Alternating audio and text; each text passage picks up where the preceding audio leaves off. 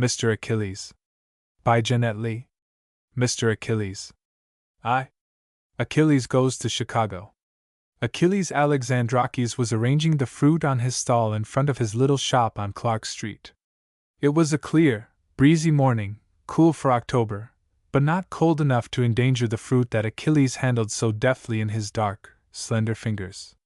As he built the oranges into their yellow pyramid and grouped about them figs and dates, melons and pears, and grapes and pineapples, a look of content held his face. This was the happiest moment of his day. Already, half an hour ago, Alcibiades and Yaxus had departed with their pushcarts, one to the north and one to the south, calling antiphonally as they went, in clear, high voices that came fainter and fainter to Achilles among his fruit. They would not return until night, and then they would come with empty carts, and jingling in their pockets coppers and nickels and dimes. The breath of a sigh escaped Achilles' lips as he stood back surveying the stall. Something very like homesickness was in his heart. He had almost fancied for a minute that he was back once more in Athens. He raised his eyes and gave a quick, deep glance up and down the street, soot and dirt and grime, frowning buildings and ugly lines, and overhead a meager strip of sky. Over Athens the sky hung glorious, a curve of light from side to side. His soul flew wide to meet it. Once more he was swinging along the Street of the Winds, his face lifted to the Parthenon on its Acropolis, his nostrils breathing the clear air. Chicago had dropped from him like a garment, his soul rose and floated. Athens everywhere, column and cornice, and long, delicate lines, and color of marble and light. He drew a full, sweet breath. Achilles moved with quick, gliding step, taking orders, filling bags, making change, always with his dark eyes seeking, a little wistfully, something that did not come to them. It was all so different, this new world. Achilles had been in Chicago 6 months now, but he had not yet forgotten a dream that he had dreamed in Athens. Sometimes he dreamed it still, and then he wondered whether this, about him, were not all a dream, this pushing, scrambling, picking, hurrying, choosing crowd, dropping pennies and dimes into his curving palm, swearing softly at slow change, and flying fast from street to street. It was not thus in his dream. He had seen a land of new faces, turned ever to the west, with the light on them. He had known them, in his dream, eager faces, full of question and quick response. His soul had gone out to them, and, musing in sunny Athens, he had made ready for them. Each morning when he rose he had lifted his glance to the Parthenon, studying anew the straight lines, that were yet not straight, the mysterious, dismantled beauty, the mighty lift of its presence. When they should question him, in this new land, he must not fail them. They would be hungry for the beauty of the ancient world, they who had no ruins of their own.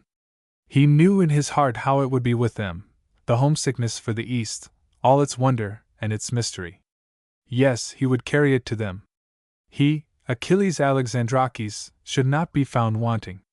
This new world was to give him money, wealth, better education for his boys, a competent old age. But he, too, had something to give in exchange. He must make himself ready against the great day when he should travel down the long way of the Piraeus, for the last time, and set sail for America. He was in America now. He knew, when he stopped to think, that this was not a dream. He had been here 6 months, in the little shop on Clark Street, but no one had yet asked him of the Parthenon. Sometimes he thought that they did not know that he was Greek. Perhaps if they knew that he had been in Athens, had lived there all his life from a boy, they would question him. The day that he first thought of this, he had ordered a new sign painted. It bore his name in Greek characters, and it was beautiful in line and color. It caused his stand to become known far and wide as the Greek shop, and within a month after it was put up his trade had doubled, but no one had asked about the Parthenon. He had really ceased to hope for it now. He only dreamed the dream, a little wistfully, as he went in and out, and his thought dwelt always on Athens and her beauty. The images stamped so carefully on his sensitive brain became his most precious treasures. Over and over he dwelt on them. Ever in memory his feet climbed the steps to the Acropolis or walked beneath stately orange trees, beating a soft rhythm to the sound of flute and viol. For Achilles was by nature one of the lightest-hearted of children. In Athens his laugh had been quick to rise, and fresh as the breath of rustling leaves. It was only here, under the sooty sky of the narrow street, that his face had grown a little sad. At first the days had been full of hope, and the face of each newcomer had been scanned with eager eyes. The fruit, sold so courteously and freely, was hardly more than an excuse for the opening of swift talk. But the talk had never come. There was the inevitable and never varying "How much?" the passing of coin, and hurrying feet. Soon a chill had crept into the heart of Achilles. They did not ask of Athens. They did not know that he was Greek. They did not care that his name was Achilles. They did not see him standing there with waiting eyes. He might have been a banana on its stem, a fig leaf against the wall, the dirt that gritted beneath their feet, for all that their eyes took note. Yet they were not cruel or thoughtless. Sometimes there came a belated response, half surprised, but cordial, to his gentle "Good day." Sometimes a stranger said, "The day is warm," or "The breeze from the lake is cool today." Then the eyes of Achilles glowed like soft stars in their places. Surely now they would speak. They would say, "Is it thus in Greece?" But they never spoke. And the days hurried their swift feet through the long, dirty streets. A tall woman in spectacles was coming toward him, sniffing the air a little as she moved. "Have you got any bananas?" "Yes." "They nice." He led the way into the shop and reached to the swinging bunch. "You like some?" he said encouragingly. She sniffed a step nearer. "Too ripe," decisively. "Yes, but here and here." He twirled the bunch skillfully on its string. "These, not ripe, and these." His sunny smile spread their gracious acceptableness before her. She wrinkled her forehead at them. "Well, you might as well cut me off 6. "A pleasure, madam."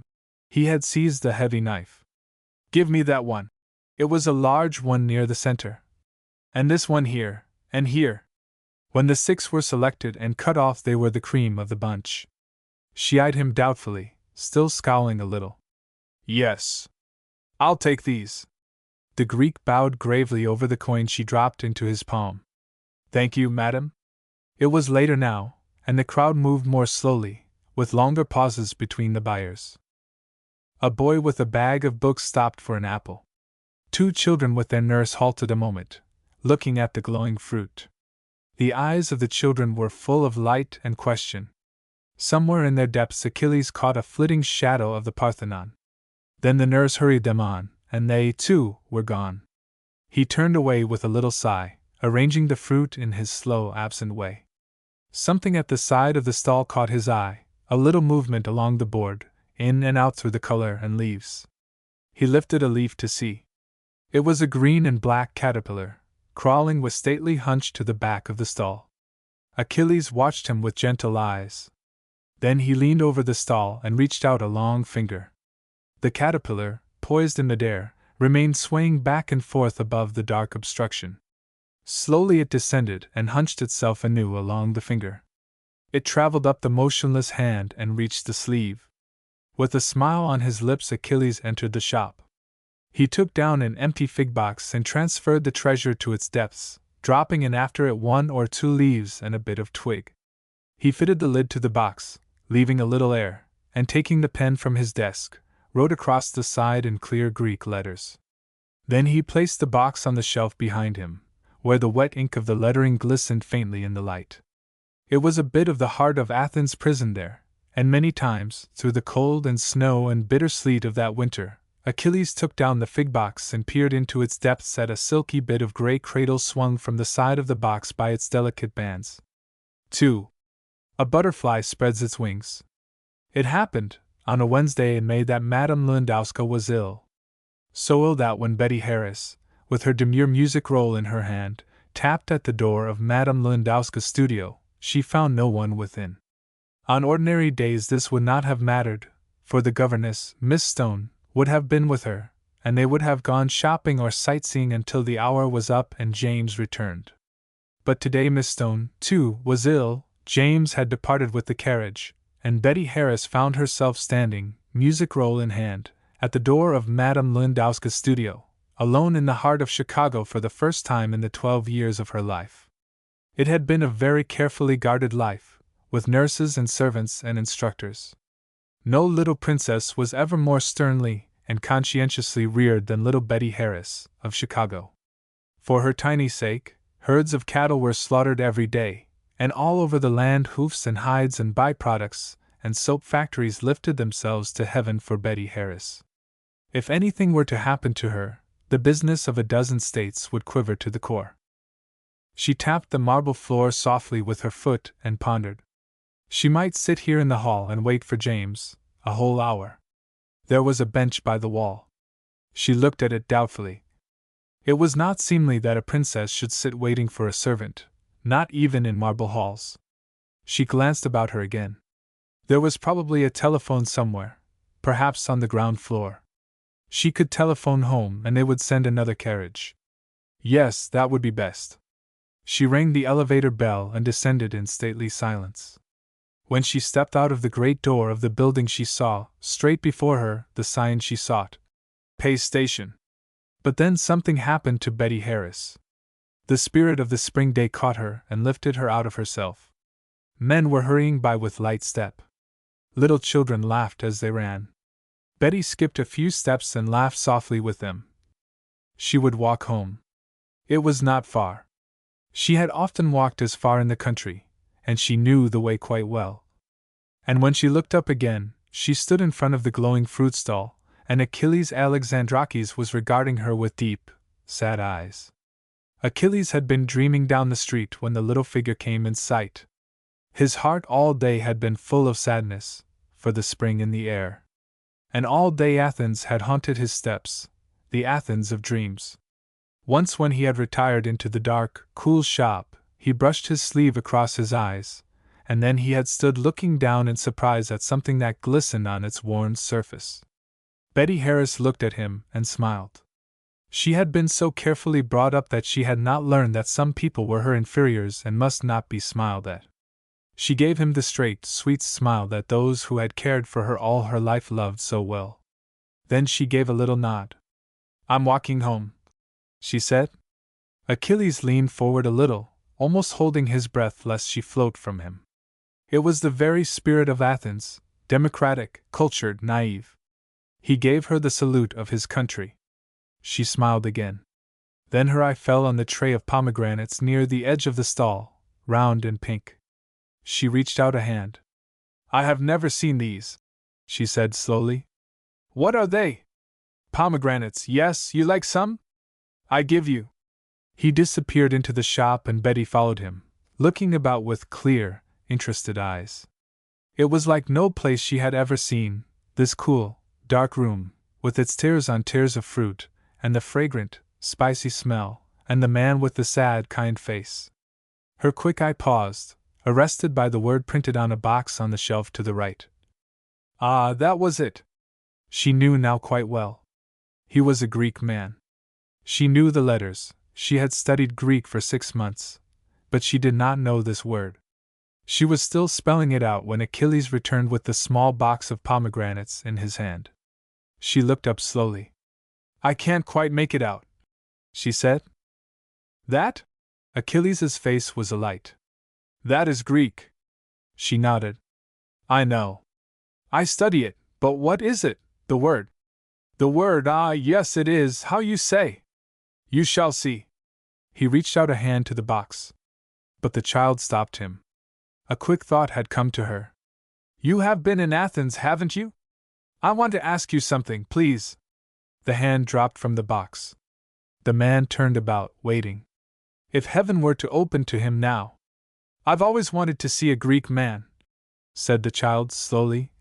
"A real Greek man. I've wanted to ask him something he would know about.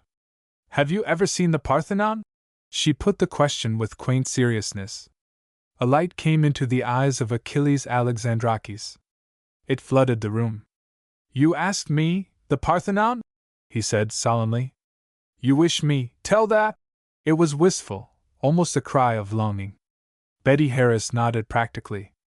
"I've always wanted to know about it," the Parthenon. They tell you how long it is, and how wide, and what it is made of, and who began it, and who finished it, and who destroyed it, but they never. She raised her small hand impressively. They never tell you how it looks. Achilles brought a chair and placed it near the open door. Will it kindly you sit? He said gravely. She seated herself, folding her hands above the music roll, and lifting her eyes to the dark face looking down at her. Thank you.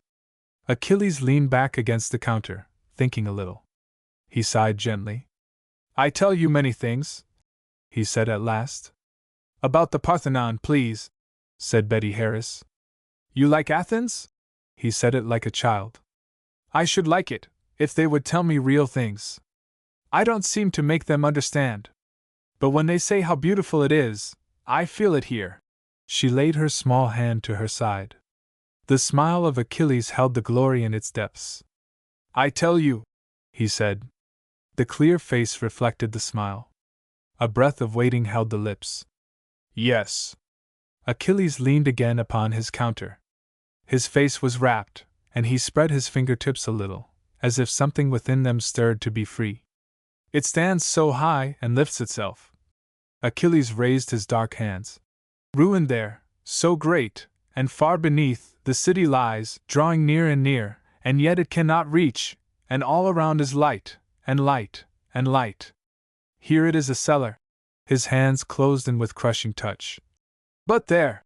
He flung the words from him like a chant of music, and a sky stretched about them from side to side, blue as sapphire and shedding radiant light upon the city in its midst, a city of fluted column and curving cornice and temple and arch and tomb.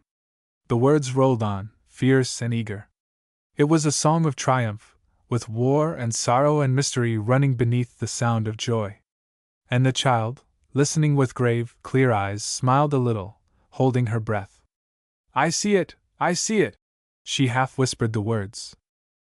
Achilles barely looked at her. You see, ah yes, you see. But I have not words. It was almost a cry. The air so clear, like wine, and the pillars straight and high and big, but light, reaching. His soul was among them, soaring high. Then it returned to earth, and he remembered the child. And there is an olive tree, he said kindly, and a well where Poseidon. I've heard about the well and the olive tree, said the child. I don't care so much about them. But all the rest. She drew a quick breath. It is very beautiful. I knew it would be. I knew it would be. There was silence in the room. Thank you for telling me, said Betty Harris. Now I must go. She slipped from the chair with a little sigh. She stood looking about the dim shop.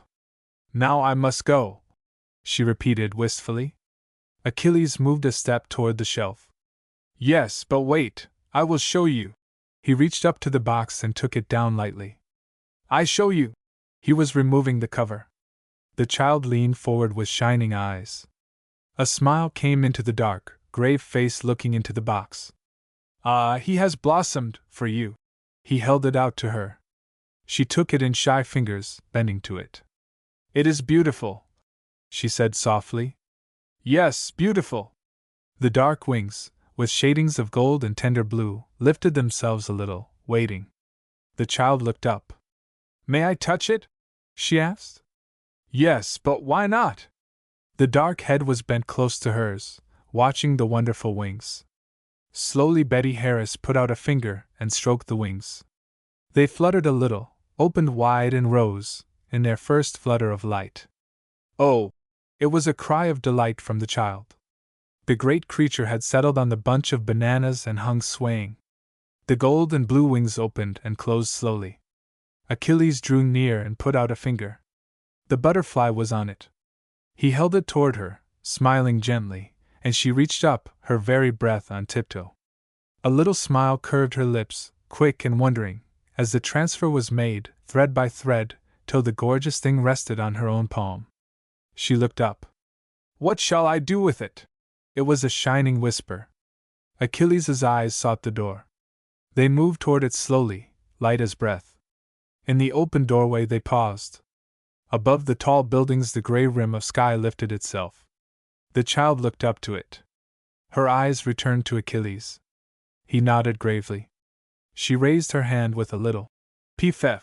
It was half a quick laugh and half a sigh. The wings fluttered free, and rose and faltered, and rose again, high and higher, between the dark walls, up to the sky, into the gray, and through. The eyes that had followed it came back to earth. They looked at each other and smiled gravely, two children who had seen a happy thing. The child stood still with half-lifted hand. A carriage drove quickly into the street. The little hand was lifted higher. It was a regal gesture, the return of the princess to earth. James touched his hat, a look of dismay and relief battling in his face as he turned the horses sharply to the right. They paused in front of the stall, their hoofs beating dainty time to the coursing of their blood. Achilles eyed them lovingly. The spirit of Athens dwelt in their arching necks. He opened the door for the child with the quiet face and shining eyes. Gravely he salaamed as she entered the carriage. Through the open window she held out a tiny hand. "I hope you will come and see me," she said. "Yes, I come," said Achilles simply. "I like to come." James dropped a waiting eye. "Home, James." The horses sprang away. Achilles Alexandrakis, bareheaded in the spring sunshine, watched the carriage till it was out of sight. Then he turned once more to the stall and rearranged the fruit. The swift fingers laughed a little as they worked, and the eyes of Achilles were filled with light. 3. Betty's mother hears a story. "Mother dear!" It was the voice of Betty Harris, eager, triumphant, with a little laugh running through it.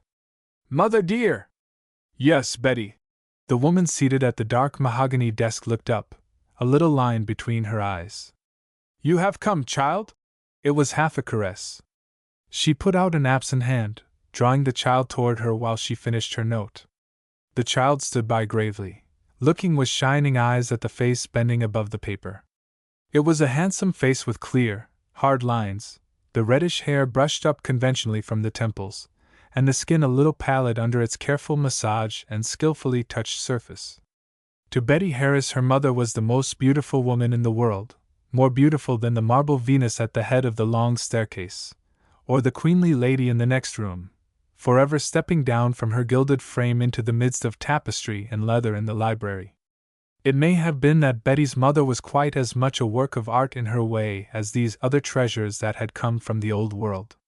But to Betty Harris, who had slight knowledge of art values, her mother was beautiful, because her eyes had little points of light in them that danced when she laughed, and her lips curved prettily, like a bow, if she smiled. They curved now as she looked up from her note. "Well, daughter?" She had sealed the note and laid it one side. "Was it a good lesson?" She leaned back in her chair, stroking the child's hand softly, while her eyes traveled over the quaint, dignified little figure. The child was a Velasquez, people had often remarked it, and the mother had taken the note that gave to her clothes the regal air touched with simplicity. "So it was a good lesson, was it?" she repeated absently as she stroked the small dark hand, her own figure graciously outlined as she leaned back enjoying the lifted face and straight, clear eyes. "Mother dear!" The child's voice vibrated with the intensity behind it. "I have seen a man, a very good man." "Yes?" There was a little laugh in the word. She was accustomed to the child's enthusiasms. Yet they were always new to her, even the old ones were. "Who was he, daughter, this very good man?" "He is a Greek, mother, with a long, beautiful name. I don't think I can tell it to you. But he is most wonderful." The child spread her hands and drew a deep breath. "More wonderful than father?" It was an idle, laughing question, while she studied the lifted-up face. "More wonderful than father, yes." The child nodded gravely. "I can't quite tell you, mother dear, how it feels." She laid a tiny hand on her chest. Her eyes were full of thought. "He speaks like music, and he loves things, oh, very much." "I see, and did Madame Lewandowska introduce you to him?" "Oh, it was not there." The child's face cleared with swift thought. "I didn't tell you, Madame was ill."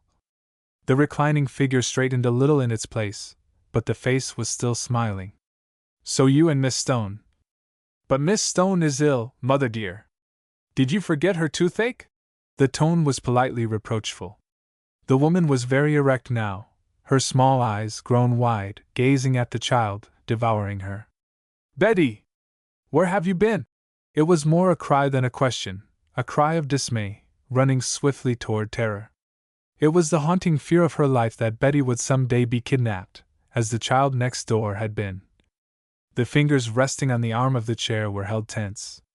I don't think I did wrong, Mother. The child was looking at her very straight, as if answering a challenge. You see, I walked home. Where was James? The woman's tone was sharp, and her hand reached toward the bell, but the child's hand moved softly toward it. I'd like to tell you about it myself, please, Mother. James never waits for the lessons. I don't think he was to blame. The woman's eyes were veiled with sudden mist. She drew the child close. Tell Mother about it. Betty Harris looked down, stroking her mother's sleeve. A little smile of memory held her lips. He was a beautiful man, she said. The mother waited, breathless. I was walking home, and I came to his shop. To his shop? She nodded reassuringly. His fruit shop, and oh, I forgot. She reached into the little bag at her side, tugging at something. He gave me these. She produced the round box and took off the lid, looking into it with pleased eyes. Aren't they beautiful? The mother bent blindly to it. Pomegranates, she said. Her lips were still a little white, but they smiled bravely with the child's pleasure. Pomegranates, said Betty, nodding. That is what he called them. I should like to taste one. She was looking at them a little wistfully. We will have them for luncheon, said the mother. She had touched the bell with quick decision. Marie, she held out the box. Tell Mesmer to serve these with luncheon. Am I to have luncheon with you, Mother dear? The child's eyes were on her mother's face. With me, yes. The reply was prompt, if a little tremulous. The child sighed happily. It is being a marvelous day, she said quaintly. The mother smiled. Come and get ready for luncheon, and then you shall tell me about the wonderful man. So it came about that Betty Harris, seated across the dark, shining table, told her mother, Mrs. Philip Harris, a happy adventure wherein she, Betty Harris, who had never before set foot unattended in the streets of Chicago, had wandered for an hour and more in careless freedom, and straying at last into the shop of a marvelous Greek, one Achilles Alexandrakis by name, had heard strange tales of Greece and Athens and the Parthenon, tales at the very mention of which her eyes danced and her voice rippled. And her mother, listening across the table, trembled at the dangers the child touched upon and flitted past.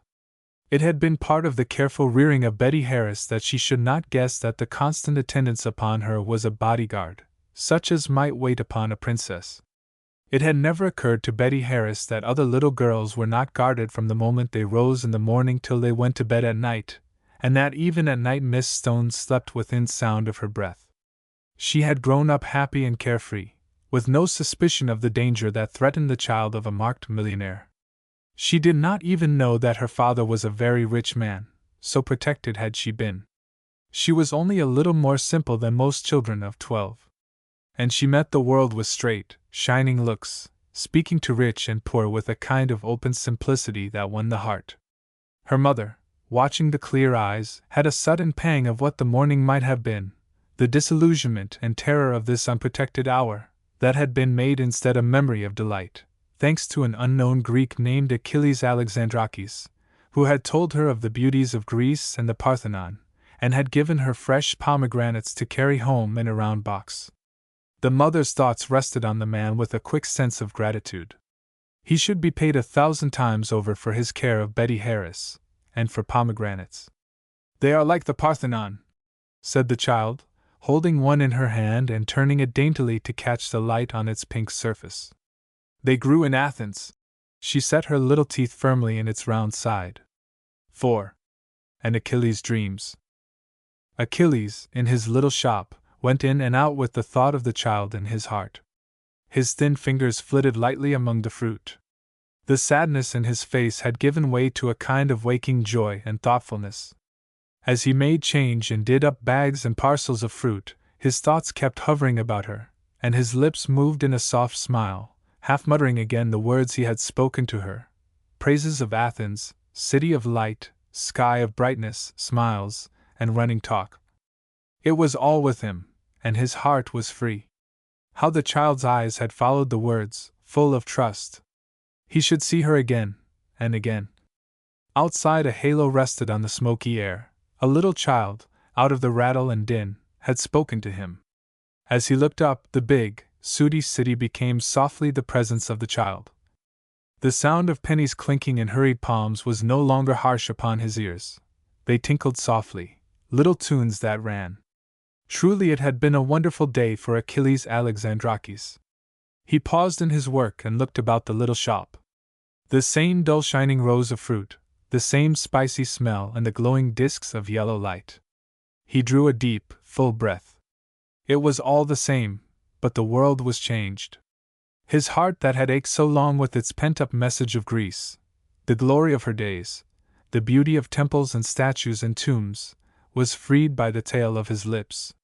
The world was new-born for him. He lifted the empty fig box, from which the child had set free the butterfly that had hung imprisoned in its gray cocoon throughout the long winter, and placed it carefully on the shelf.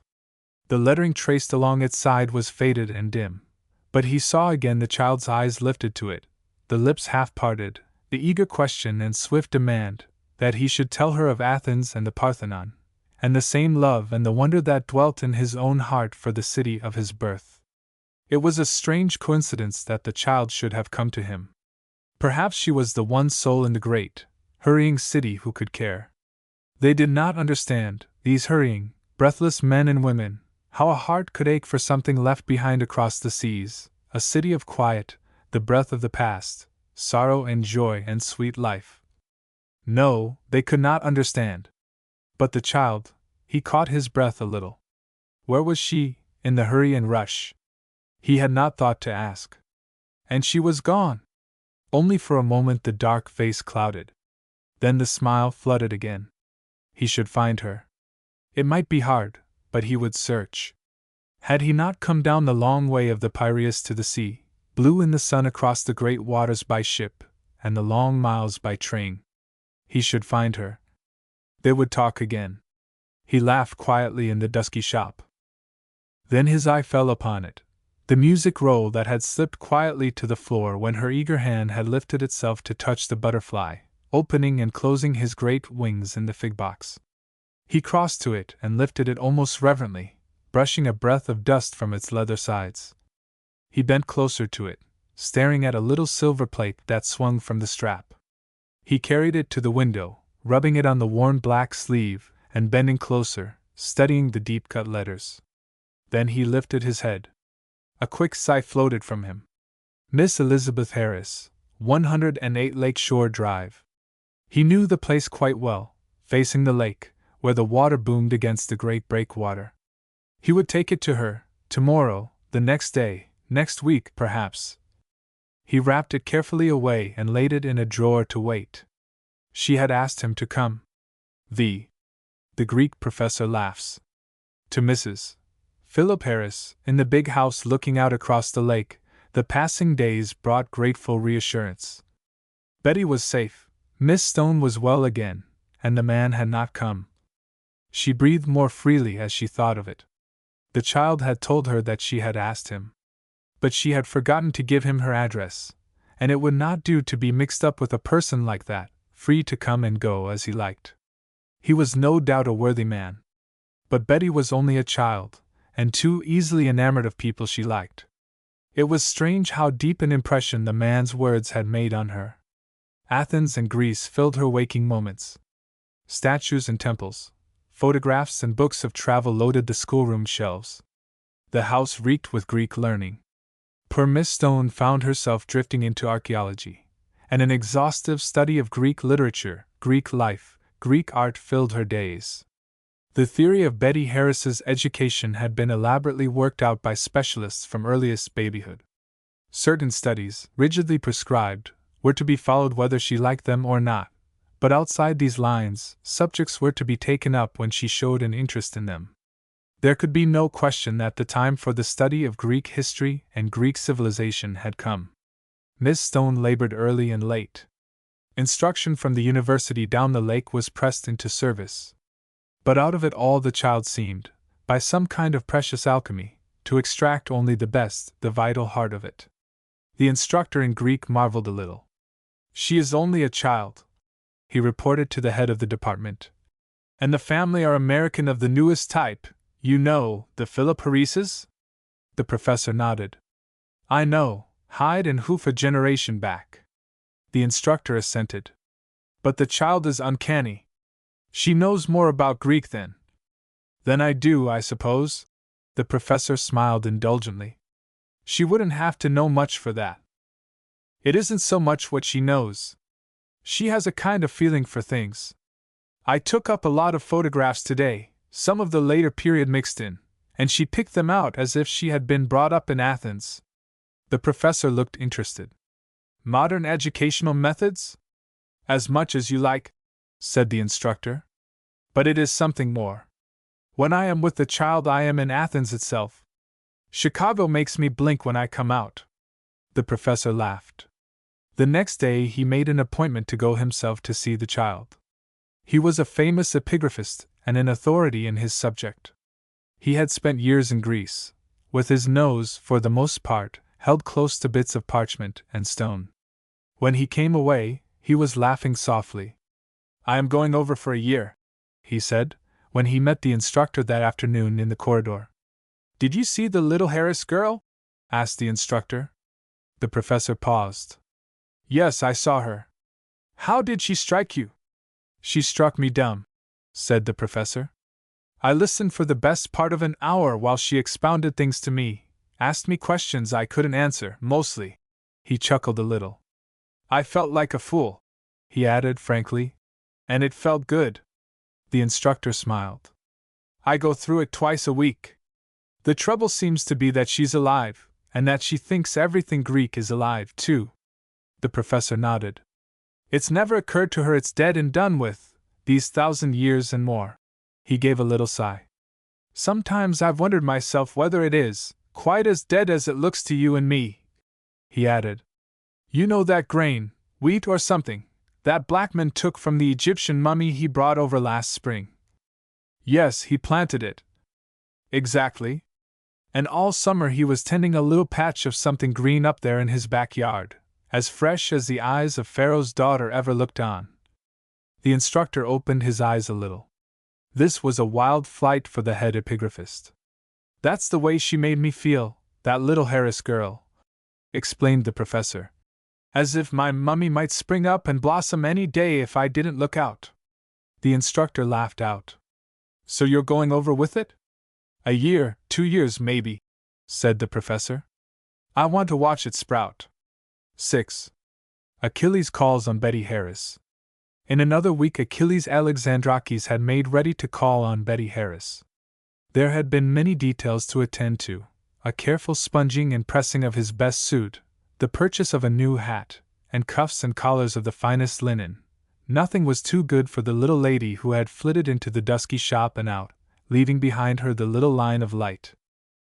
Achilles brushed the new hat softly, turning it on his supple wrist with gentle pride. He took out the music roll from the drawer and unrolled it, holding it in light fingers. He would carry it back to Betty Harris, and he would stay for a while and talk with her of his beloved Athens. Outside the sun gleamed. The breeze came fresh from the lake. As he made his way up the long drive of the lake shore, the water dimpled in the June sun, and little waves lapped the great stones, touching the ear with quiet sound. It was a clear, fresh day, with the hint of coming summer in the air. To the left, stone castles lifted themselves somberly in the soft day. Grim or flaunting, they faced the lake, castles from Germany, castles from France and castles from Spain. Achilles eyed them with a little smile as his swift, thin feet traversed the long stones. There were turrets and towers and battlements frowning upon the peaceful, workaday lake. Minarets and flowers in stone, and heavy marble blocks that gripped the earth. Suddenly Achilles' foot slackened its swift pace. His eye dropped to the silver tag on the music roll in his hand, and lifted itself again to a gleaming red-brown house at the left. It rose with a kind of lightness from the earth, standing poised upon the shore of the lake, like some alert, swift creature caught in flight, brought to bay by the rush of waters. Achilles looked at it with gentle eyes, a swift pleasure lighting his glance. It was a beautiful structure. Its red-brown front and pointed, lifting roof had hardly a Greek line or hint, but the spirit that built the Parthenon was in it, facing the rippling lake. He moved softly across the smooth roadway and leaned against the parapet of stone that guarded the water, studying the line and color of the house that faced him. The man who planned it had loved it, and as it rose there in the light it was perfect in every detail as it had been conceived, with one little exception. On either side the doorway crouched massive gray pink lions wrought in stone, the heavy outspread paws and firm-set haunches resting at royal ease. In the original plan these lions had not appeared.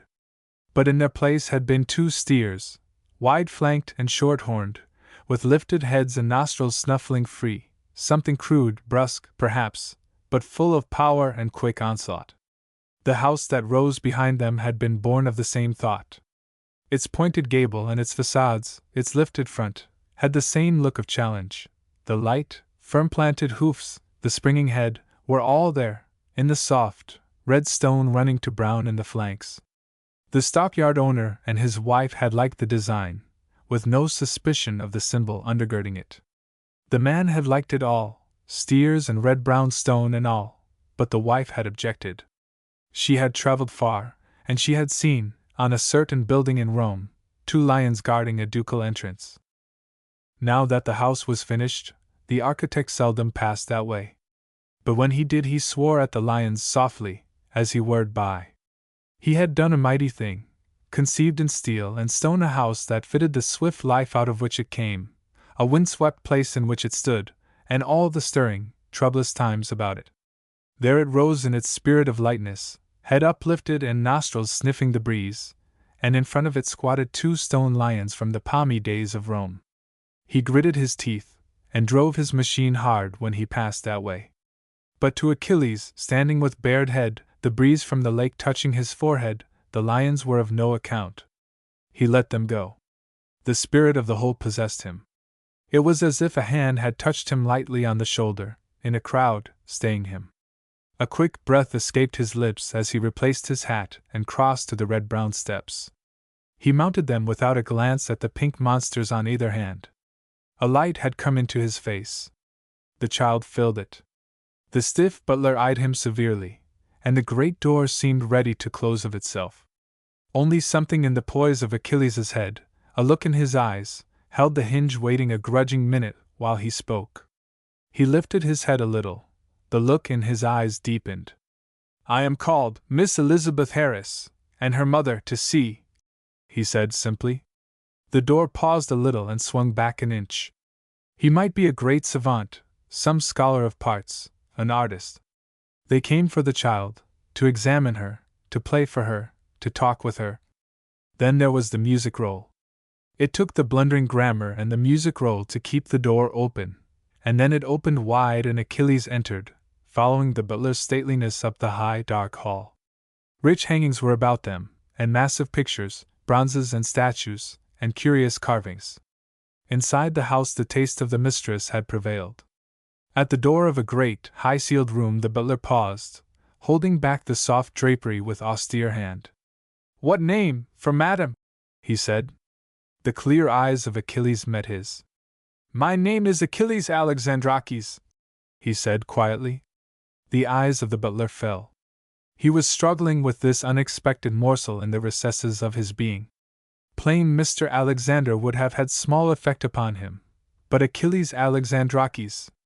He mounted the long staircase, holding the syllables in his set teeth.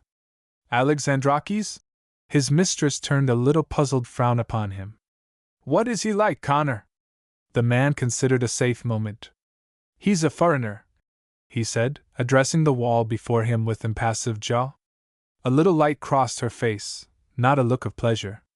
"Ask Miss Stone to come to me, at once," she said. The man bowed himself out and departed on silken foot. Miss Stone, gentle and fluttering and fine-grained, appeared a moment later in the doorway. "He has come," said the woman, without looking up. "He?" Miss Stone's lifted eyebrows sought to place him. "The Greek, I told you." "Oh, the Greek!" It was slow and hesitant. It spoke volumes for Miss Stone's state of mind. Hours of Greek history were in it, and long rows of tombs and temples, the Parthenon of gods and goddesses, with a few outlying scores of heroes and understudies. "The Greek," she repeated softly. "The Greek," said the woman, with decision. "He has asked for Betty and for me. I cannot see him, of course." "You have the club," said Miss Stone, in soft assent. "I have the club, in 10 minutes. Her brow wrinkled. "You will kindly see him." "And Betty?" said Miss Stone, waiting. "The child must see him." "Yes, of course. She would be heartbroken. You drive at 3. She added, without emphasis. "We drive at 3. Repeated Miss Stone.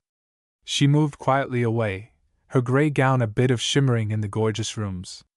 She had been chosen for the very qualities that made her seem so curiously out of place, for her gentleness and unassuming dignity, and a few ancestors.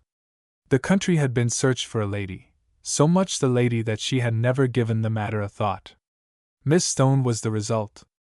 If Betty had charm and simplicity and instinctive courtesy toward those whom she met, it was only what she saw every day in the little gray woman who directed her studies, her play, her whole life. The two were inseparable, light and shadow, morning and night. Betty's mother in the house was the grand lady, beautiful to look upon, the piece of bronze, or picture that went with the house. But Miss Stone was Betty's own, the little gray voice, a bit of heart love, and something common and precious.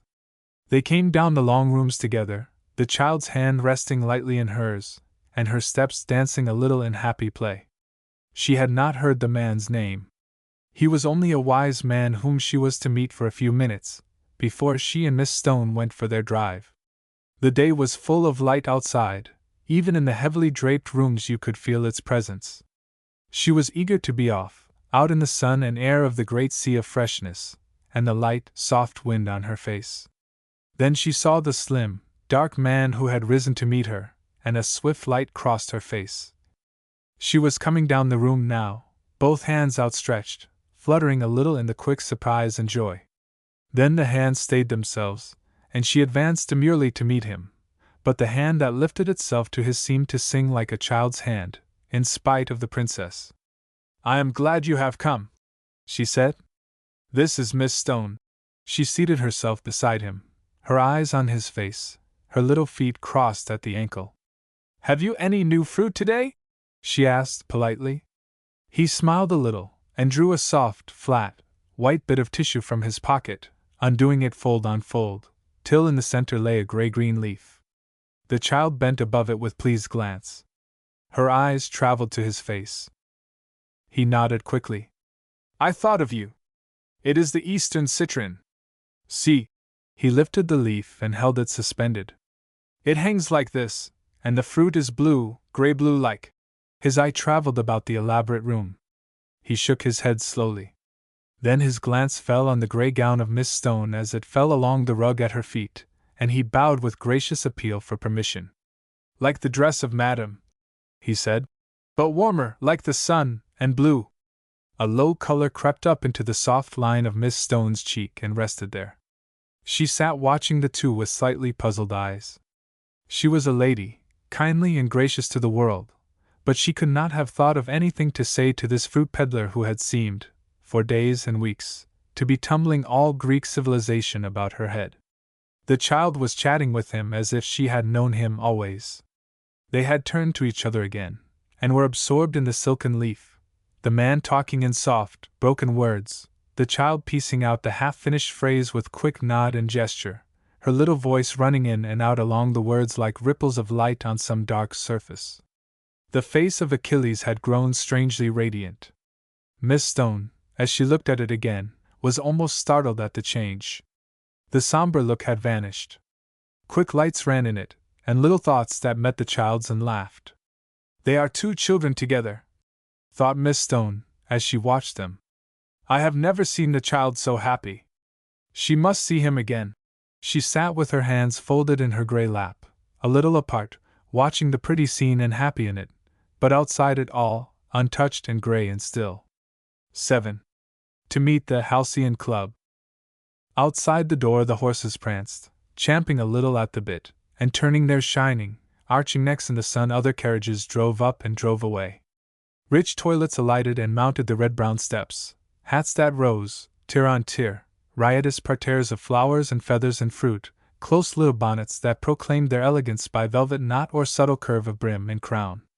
Colors flashed, ribbon ends fluttered, delicately shod feet scorned the pavement.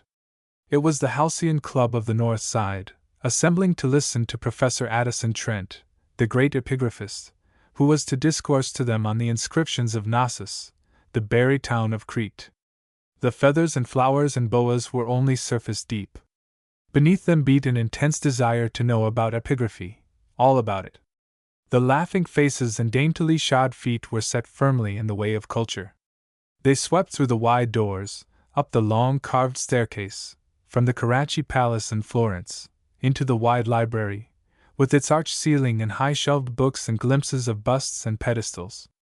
They fluttered in soft gloom, and sank into rows of adjustable chairs and faced sternly a little platform at the end of the room.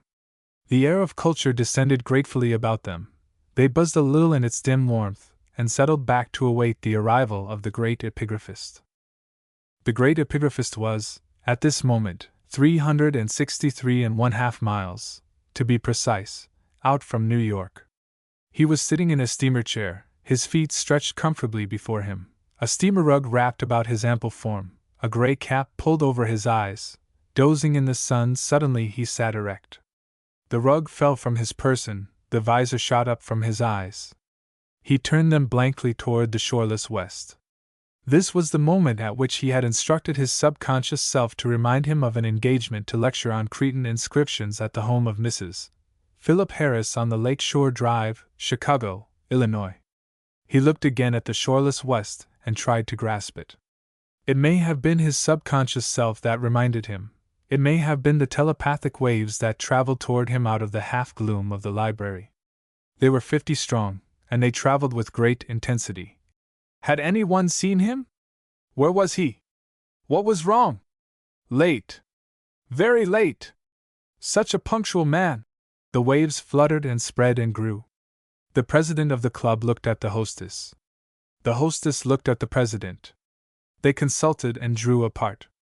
The president rose to speak, clearing her throat for a pained look. Then she waited. The hostess was approaching again, a fine resolution in her face.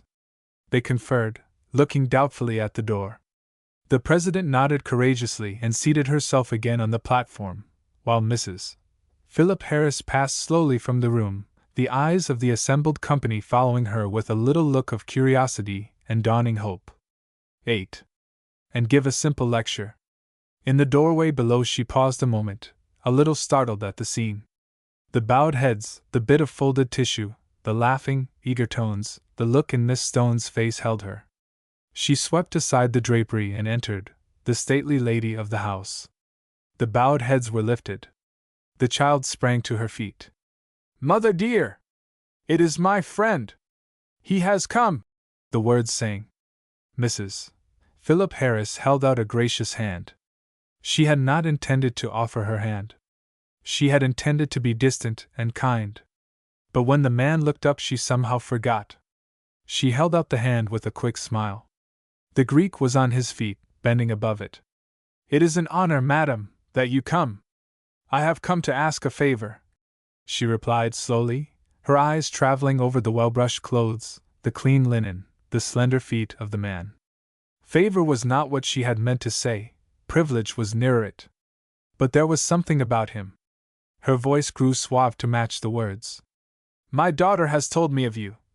Her hand rested lightly on the child's curls, a safe, unrumpled touch. "Her visit to you has enchanted her. She speaks of it every day, of the Parthenon and what you told her." The eyes of the man and the child met gravely. "I wondered whether you would be willing to tell some friends of mine, here, now." He had turned to her, a swift look. She replied with a smile. Nothing formal, just simple things, such as you told the child. We should be very grateful to you, she added, as if she were a little surprised at herself. He looked at her with clear eyes. I speak, yes, I like always, to speak of my country. I thank you.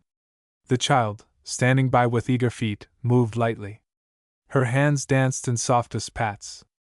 You will tell them about it, just as you told me, and they will love it. I tell them, yes. Come, Miss Stone. The child held out her hand with a little gesture of pride and loving. We must go now. Goodbye, Mr. Achilles.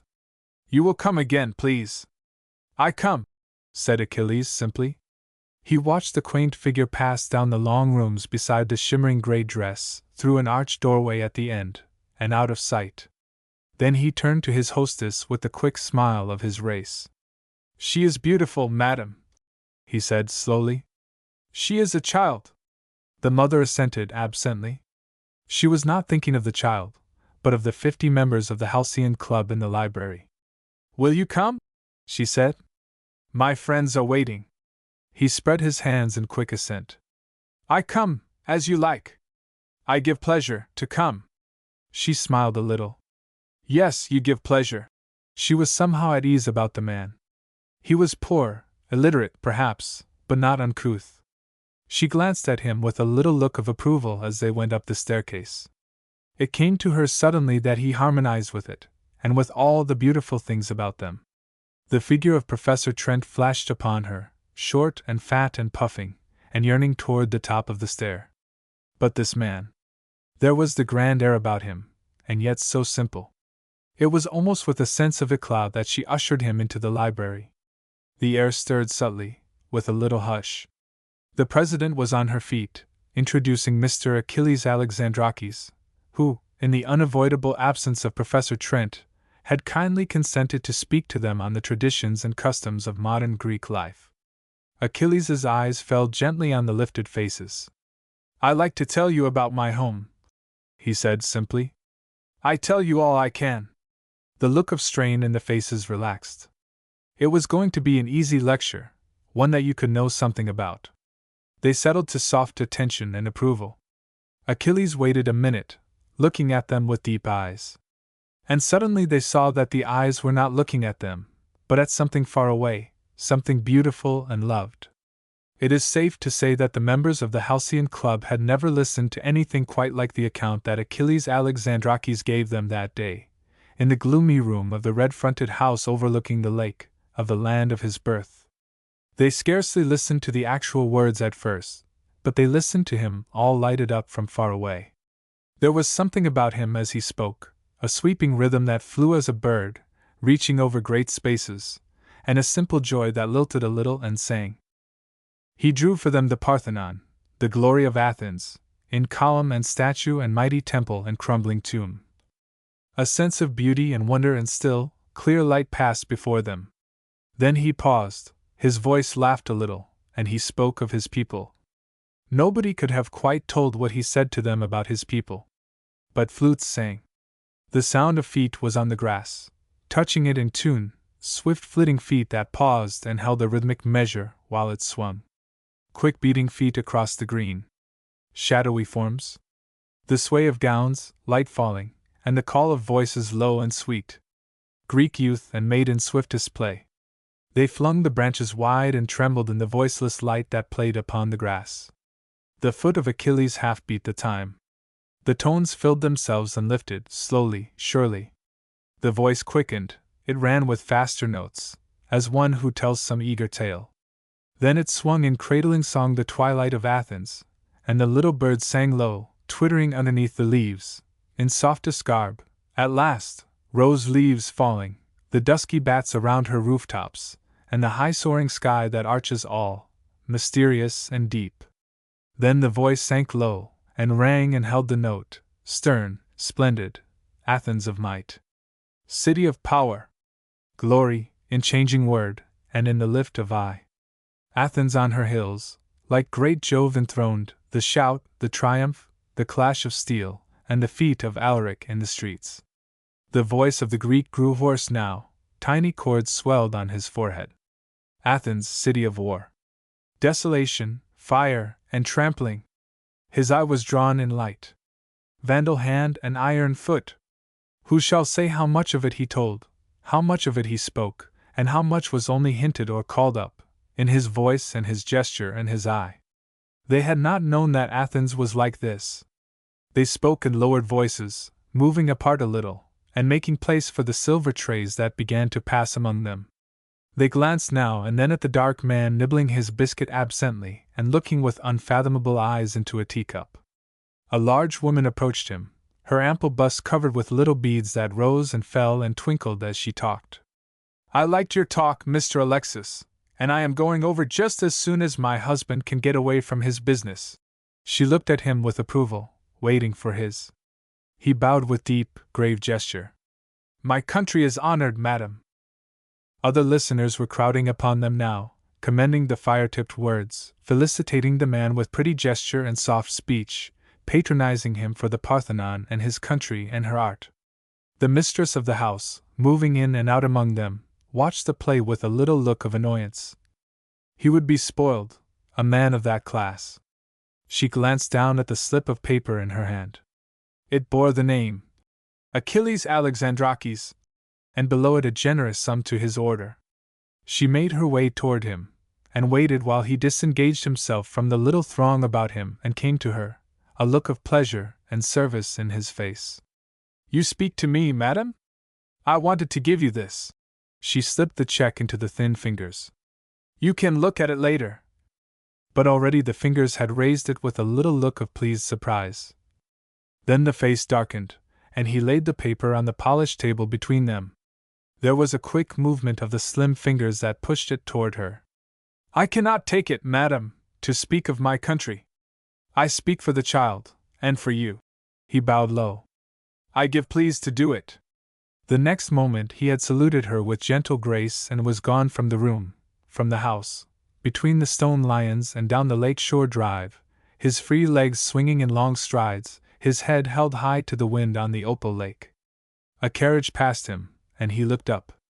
Two figures erect in the sun, the breath of a child's smile, a bit of shimmer in gray, the flash and beat of quick hoofs, and they were gone. But the heart of Achilles sang in his breast, and the day about him was full of light. 9. Betty leaves her gods. Little Betty Harris sat in the big window, bending over her gods and goddesses and temples and ruins. It was months since, under the inspiration of the mysterious, fruit-dealing Greek, she had begun her study of Greek art, and the photographs gathered from every source were piled high in the window, prints and tiny replicas and casts, and pictures of every kind and size. They overflowed into the great room beyond. She was busy now, pasting the photographs into a big book. Tomorrow the family started for the country, and only as many gods could go as could be pasted in the book. Miss Stone had decreed it, and what Miss Stone said must be done. Betty Harris looked anxiously at Poseidon, and laid him down, in favor of Zeus. She took him up in her fingers again, with a little flourish of the paste tube, and made him fast. Poseidon must go, too. The paste tub wavered uncertainly over the maze of gods and found another and stuck it in place, and lifted itself in admiring delight. There was a little rustle, and the child looked up. Miss Stone stood in the doorway, smiling at her. "I'm making my book for the gods," said the child, her flushed face lighting.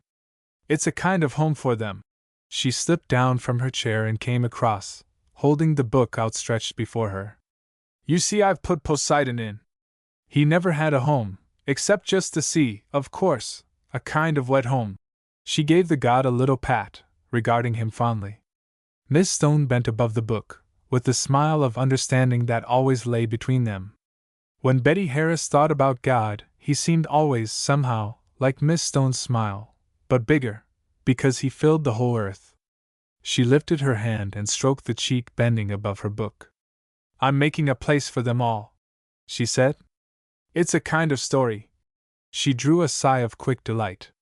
Miss Stone closed the book decisively, touching the flushed face with her fingers. "Put it away, child, and the pictures. We're going to drive." "Yes, no. It was her own pet name for Miss Stone, and she gave a little quick nod, closing the book with happy eyes. But she waited a moment, lugging the book to her and looking at the scattered gods in the great window, before she walked demurely across and began gathering them up, a little puzzled frown between her eyes. I suppose I couldn't leave them scattered around? She suggested politely. Miss Stone smiled a little headshake, and the child bent again to her work. I don't like to pick up, she said softly. It's more interesting not to pick up, ever. She lifted her face from a print of Apollo and looked at Miss Stone intently. There might be gods that could pick themselves up, perhaps? It was a polite suggestion, but there was a look in the dark face, the look of the meat packer's daughter, something that darted ahead and compelled gods to pick themselves up. She bent again, the little sigh checking itself on her lip. Miss Stone did not like to have little girls object, and it was not polite, and besides you had to take care of things, your own things. The servants took care of the house for you, and brought you things to eat, and made beds for you, and fed the horses and ironed clothes. But your own things, the gods and temples and scrapbooks and paste that you left lying about, you had to put away yourself.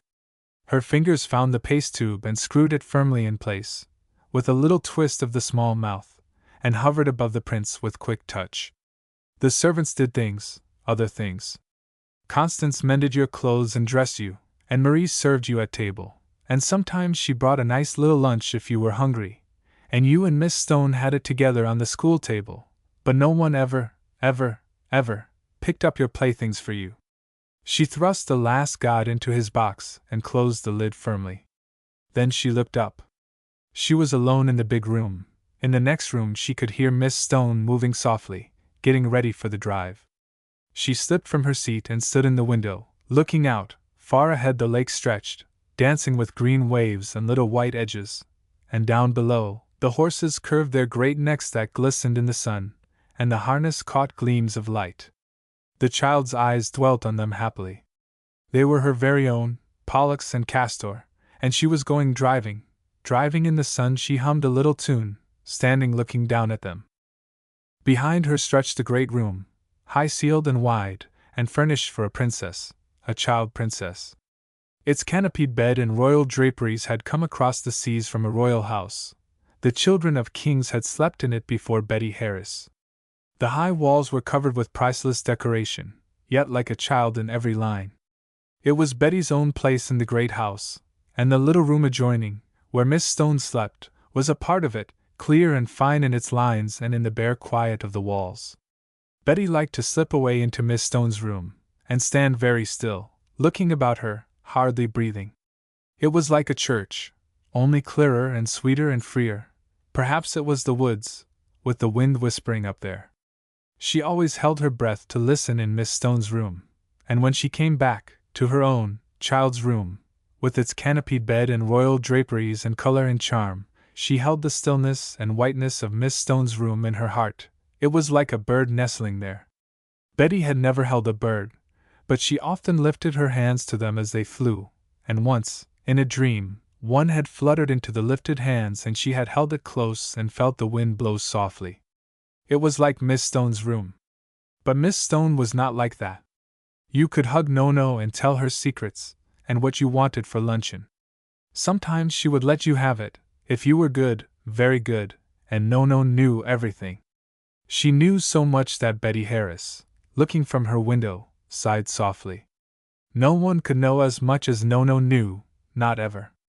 All ready, Betty? It was Miss Stone in the doorway again.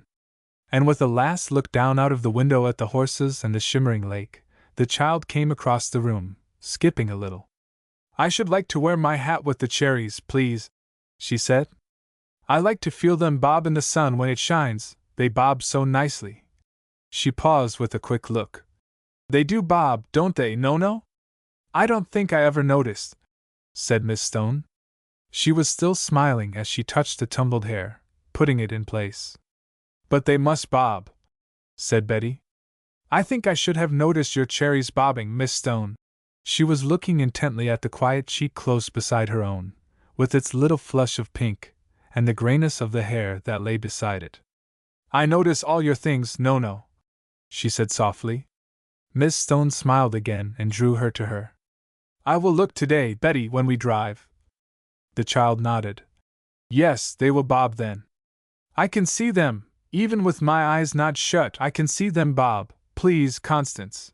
She turned to the stiff maid who had come in. I want my gray coat and red cherry hat. We're going to drive, in the sun. The maid brought the garments and put them on with careful touch, tying the strings under the lifted chin. The child nodded to her gaily. Goodbye, Constance, we're going for a drive, a long drive. We shall go and go and go. Come, Miss Stone. She took the quiet hand, and danced a little, and held it close to her, down the long staircase and through the wide hall, and out to the sunshine and the street. James, from his box, looked up, and the reins tightened in the big hands. The horses pranced and clicked their hoofs and stood still, and James, leaning a respectful ear, touched his hat brim, and they were off, the harnesses glinting and the little red cherries bobbing in the sun. For a long drive. Betty Harris sat very still, her hands in her lap, her face lifted to the breeze that touched it swiftly and fingered her hair and swept past. Presently she looked up with a nod, as if the breeze reminded her. I should like to see Mr. Achilles, she said. Not today, answered Miss Stone. We must do the errands for Mother today, you know. The child's face fell. I wanted to see Mr. Achilles, she said simply. She sat very quiet, her eyes on the lake. When she looked up, the eyes had brimmed over. I didn't mean to, said the child. She was searching for her handkerchief, and the little cherries bobbed forward. I didn't know they would spill. She had found the handkerchief now and was wiping them away, and she smiled at Miss Stone, a brave smile, that was going to be happy. Miss Stone smiled back, with a little head shake. Foolish Betty! I didn't expect them, said the child. I was just thinking about Mr. Achilles and they came, they just came, she repeated sternly. She gave a final dab to the handkerchief and stowed it away, sitting very erect and still. Miss Stone's eyes studied her face. We cannot go today, she said, and tomorrow we start for the country. Perhaps. She paused, thinking it out. But the child's eyes took it up, and danced. He can make us a visit, she said, nodding. A visit of 3 weeks? She smiled happily. Miss Stone smiled back, shaking her head. He could not leave the fruit shop. But the child ignored it. He will come, she said quickly. And we shall talk, and talk, about the gods you know. She lifted her eyes. And we shall go in the fields, he will come. She drew a deep sigh of satisfaction and lifted her head. And Miss Stone, watching her, had a feeling of quick relief. She had known for a day or two that the child was not well, and they had hurried to get away to the fields. This was their last drive. Tomorrow the horses would be sent on, and the next day they would all go, in the great touring car that would eat up the miles, and pass the horses, and reach Idlewood long before them. No one except Betty and Miss Stone used the horses now. They would have been sold long ago had it not been for the child. The carriage was a part of her, and the clicking hoofs and soft shining skins and arching necks. The sound of the hoofs on the pavement played little tunes for Betty. Her mother had protested against expense, and her father had grumbled a little. But if the child wanted a carriage rather than the great car that could whir her away in a breath, it must be kept. It made a pretty picture this morning as it turned into the busier street, and took its way among the dark, snorting cars that pushed and sped. It was like a delicate dream that shimmered and touched the pavement, or like a breath of the past, and the great cars skimmed around it, and pushed on with quick honk and left it far behind. But the carriage kept its way with unhurried rhythm, into the busy street and out again into a long avenue where great houses of cement and grey stone stood guard. No one was in sight, up and down its clear length, only the morning sun shining on the grey stones and on the pavement, and the little jingling in the harness, and the joyous child and the quiet grey woman beside her. I shall not be gone a minute, Betty, said Miss Stone. The carriage had drawn up before the great shadow of a house. She gave the child's hand a little pat and stepped from the carriage. But at the door there was a minute's question, and, with a nod to Betty, she stepped inside. When the door opened again, and she came out with quick steps, she glanced at her watch. The errand had taken more than its minute, and there were others to be done, and they were late. She lifted her eyes to the carriage, and stopped. The coachman, from the corner of his eye, waited for orders. But Miss Stone did not stir. Her glance swept the quiet street, and came back to the carriage, standing with empty cushions in the shadow of the house. The coachman turned a stolid eye and caught a glimpse of her face, and wheeled quickly, his eye searching space. "There wa'n't nobody," he said. He almost shouted it, and his big hands gripped hard on the reins. His face was gray. "There wa'n't nobody here," he repeated dully. But Miss Stone did not look at him. "Drive to the Greeks. You know where she went before." She would not give herself time to think, sitting a little forward on the seat. Of course the child had gone to the Greek, to Mr. Achilles. They should find her in a minute. There was nothing else to think about, no shadowy fear that had leaped to meet the look in James's face when it turned to her. The child would be there.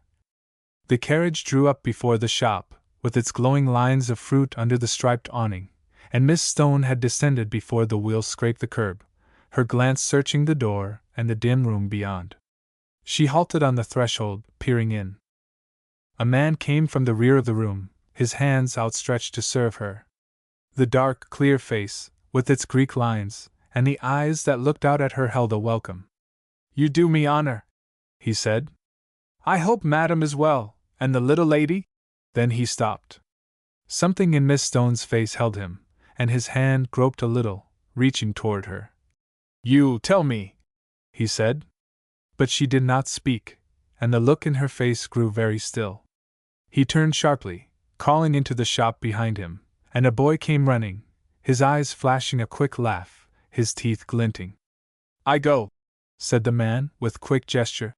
"You keep shop, I go." He had taken off his white apron and seized a hat. He touched the woman on the shoulder. "Come," he said. She looked at him with dazed glance and put her hand to her head. "I cannot think," she said slowly. He nodded with steady glance. "When we go, you tell we find her," he said. She started then and looked at him, and the clear color came to her face. "You know where she is." But he shook his head. "We find her," he repeated. "You tell." And as they threaded the streets, into drays and past clanging cars and through the tangle of wheels and horses and noise, and she told him the story, shouting it above the rumble and hurry of the streets, into the dark ear that bent beside her. The look in Achilles' face deepened, but its steady quiet did not change. "We find her," he repeated each time, and Miss Stone's heart caught the rhythm of it, under the hateful noise. "We find her." Then the great house on the lake faced them. She looked at him a minute in doubt. Her face broke. "She may have come home," she said. "I go with you," said Achilles. There was no sign of life, but the door swung open before them and they went into the great hall, up the long stairway that echoed only vacant softness, and into the library with its ranging rows of perfect books. She motioned him before her. "I must tell them," she said. She passed through the draperies of another door, and the silence of the great house settled itself about the man and waited with him. 11. Two men face each other. He looked about the room with quiet face. It was the room he had been in before, the day he spoke to the Halcyon Club.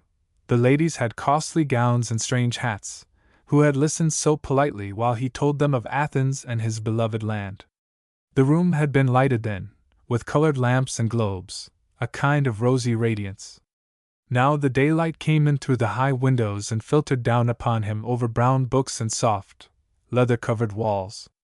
There was no sound in the big room. It seemed shut off from the world, and Achilles sat very quiet, his dark face a little bent, his gaze fixed on the rug at his feet.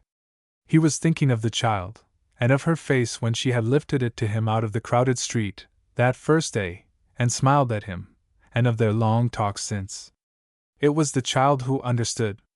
The strange ladies had smiled at him and talked to him and drank their tea and talked again. He could hear the soft, keen humming of their voices and the flitter of garments all about him as they moved. But the child had sat very still, only her face lifted, while he told her of Athens and its beauty, and he had told her again and again. She would never tire of it, as he could never tire.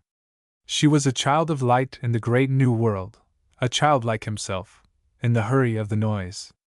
A sound came to him in the distant house, people talking, low voices that spoke and hurried on. The house was awake, quick questions ran through it, doors sounded and were still. Achilles turned his face toward the opening into the long wide hall, and waited. Through the vista there was a glimpse of the stairway and a figure passing up it, a short, square man who hurried. Then silence again, more bells and running feet. But no one came to the library, and no one sought the dark figure seated there, waiting. Strange foreign faces flashed themselves in the great mirror and out. The outer door opened and closed noiselessly to admit them, uncouth figures that passed swiftly up the stairway, glancing curiously about them, and dapper men who did not look up as they went. The house settled again to quiet, and the long afternoon, while Achilles waited. The light from the high windows grew dusky under chairs and tables. It withdrew softly along the gleaming books and hovered in the air above them, a kind of halo, and the shadows crept up and closed about him. Through the open door, a light appeared in the hall. A moving figure advanced to the library, and paused in the doorway, and came in. There was a minute's fumbling at the electric button, and the soft lights came, by magic, everywhere in the room. The servant gave a quick glance about him, and started sternly, and came forward. Then he recognized the man. It was the Greek. But he looked at him sternly. The day had been full of suspicion and question, and the house was alive to it. "What do you want?" he said harshly. "I wait," said Achilles. "Who told you to come?" demanded the man. "I come." "I wait," said Achilles. The man disappeared. Presently he returned. "You come with me," he said. His look was less stern, but he raised his voice a little, as if speaking to a child or a deaf man. "You come with me," he repeated. Achilles followed with quick gliding foot, along the corridor, through a great room, to a door. The man paused and lifted his hand and knocked. His back was tense, as if he held himself ready to spring. A voice sounded and he turned the handle softly, and looked at Achilles. Then the door opened and the Greek passed in, and the man closed the door behind him. A man seated at a table across the room looked up. For a minute the two men looked at each other, the one short and square and red, the other thin as a reed, with dark, clear eyes. The short man spoke first. "What do you know about this?" His hand pressed a heap of papers upon the desk before him, and his eyes searched the dark face. Achilles' glance rested on the papers, then it lifted itself. "Your name is Achilles?" said the other sharply. "Achilles Alexandrakis, yes." The Greek bowed. "I know, she called you Mr. Achilles," said the man. A shadow rested on the two faces, looking at each other. "She is lost," said the father. He said it under his breath, as if denying it. "I find her," said Achilles quietly. The man leaned forward, something like a sneer on his face. "She is stolen, I tell you, and the rascals have got at their work quick." He struck the pile of papers on the desk. "They will give her up for $10,000, tonight." He glanced at the clock on the wall, ticking its minutes, hurrying to 6 o'clock. The dark eyes had followed the glance. They came back to the man's face. "You pay that $10,000? said Achilles. "I shall be damned first," said the man with slow emphasis. "But we shall find them." His square, red jaw held the words. "And they shall pay, God! They shall pay!" The room rang to the word. It was a small bare room. Only a table and 2 chairs, the clock on the wall, and a desk across the room. "Sit down," said Philip Harris. He motioned to the chair before him. But Achilles did not take it. He rested a hand on the back, looking down at him. "I glad you not pay," he said. The other lifted his eyebrows. "I shall pay the man that finds her, the man that brings her back. You understand that?" His bright, little glance had keen scorn. But the face opposite him did not change. "I find her," said Achilles again. "Then you get the 10,000, said the man. He shifted a little in his chair. They were all alike, these foreigners. Money was what they wanted, and plenty of it. The sneer on his face deepened abruptly. Achilles' glance was on the clock. It makes bad, to pay that money, he said. When you pay, more child stole, tomorrow, more child stole, more money. His dark hand lifted itself out over the houses of the great city, and all the sleepy children making ready for bed. The other nodded. His round, soft paunch pressed against the table and his quick eyes were on Achilles' face. His great finger leaped out and shook itself and lay on the table. I will not give 1 cent, he said hoarsely. You be good man, said Achilles solemnly. I will not be bullied by them, and I will not be a fool. He lifted his eyes to the clock, and a look passed in his face. A little whirring chime and the clock was still. In the silence, the telephone rang sharply. His hand leaped out, and waited, and his eye sought Achilles, and gathered itself, and he lifted the dark, burring thing to his ear. 12. The telephone speaks. Slowly the look on his face grew to something hard and round and bright. His lips tightened. Is that all? Goodbye. His voice sounded in the tube and was gone, and he hung up the receiver. They make it 20,000 for 1 hour, he said drily. Achilles bent forward, his face on fire, his finger pointing to the thing. They are right there, said the man. He gave a short laugh. Can't trace them that way. We have tried, they've tapped a wire. Central is after them. But they won't get 'em that way. Sit down and I will talk to you. He motioned again to the chair and the Greek seated himself, bending forward a little to catch the murmur and half-incoherent jerks that the man spoke. Now and then the Greek nodded, or his dark face lighted, and once or twice he spoke. But for the most part it was a rapid monologue, told in breathless words. The great Philip Harris had no hope that the ignorant man sitting before him could help him. But there was a curious relief in talking to him, and as he talked, he found the story shaping itself in his mind, things related fell into place, and things apart came suddenly together. The story ran back for years. There had been earlier attempts, but the child had been guarded with strictest care, and lately they had come to feel secure. They had thought the band was broken up. The blow had fallen out of a clear sky. They had not the slightest clue. All day the detectives had gathered the great city in their hands, and sifted it through careful fingers. A dozen men had been arrested, but there was no clue. The New York men were on the way. They would arrive in the morning, and meantime the great man sat in his bare room, helpless. He looked into the dark eyes opposite him and found a curious comfort there. The child knew you, he said. Yes, she know me. We loved, said Achilles simply. The other smiled a little. It would not have occurred to him to say that Betty loved him. He was not sure that she did, as he thought of it. She had always the quick smile for him, and for everyone. But there had been no time for foolishness between him and Betty. He had hardly known her for the last year or two. He shifted a little in his place, shading his eyes from the light, and looked at the Greek. The Greek rose and stood before him. I go now, he said. Philip Harris made no reply. He was thinking, behind his hand, and his mind, wrenched from its stockyards and its corners and deals, seemed to be groping toward a point of light that glimmered somewhere, mistily. He could not focus it. The darkness tricked him, but somehow, vaguely, the Greek held a clue. He had known the child. Don't go, said Philip Harris, looking up at last. I find her, said Achilles. Philip Harris shook his head. You cannot find her, he said it bitterly. But you can tell me, sit down. He leaned forward. Now tell me, everything you know about her. The face of Achilles lighted. She was a nice child, he said blithely. The man smiled. Yes, go on. So the voice of Achilles was loosened and he told of Betty Harris, to her father sitting absorbed and silent. The delight of her walk, her little hands, the very tones of her voice were in his words. And the big man listened with intent face. Once the telephone rang and he stopped to take down something. No clue, he said. Go on. And Achilles' voice took up the story again.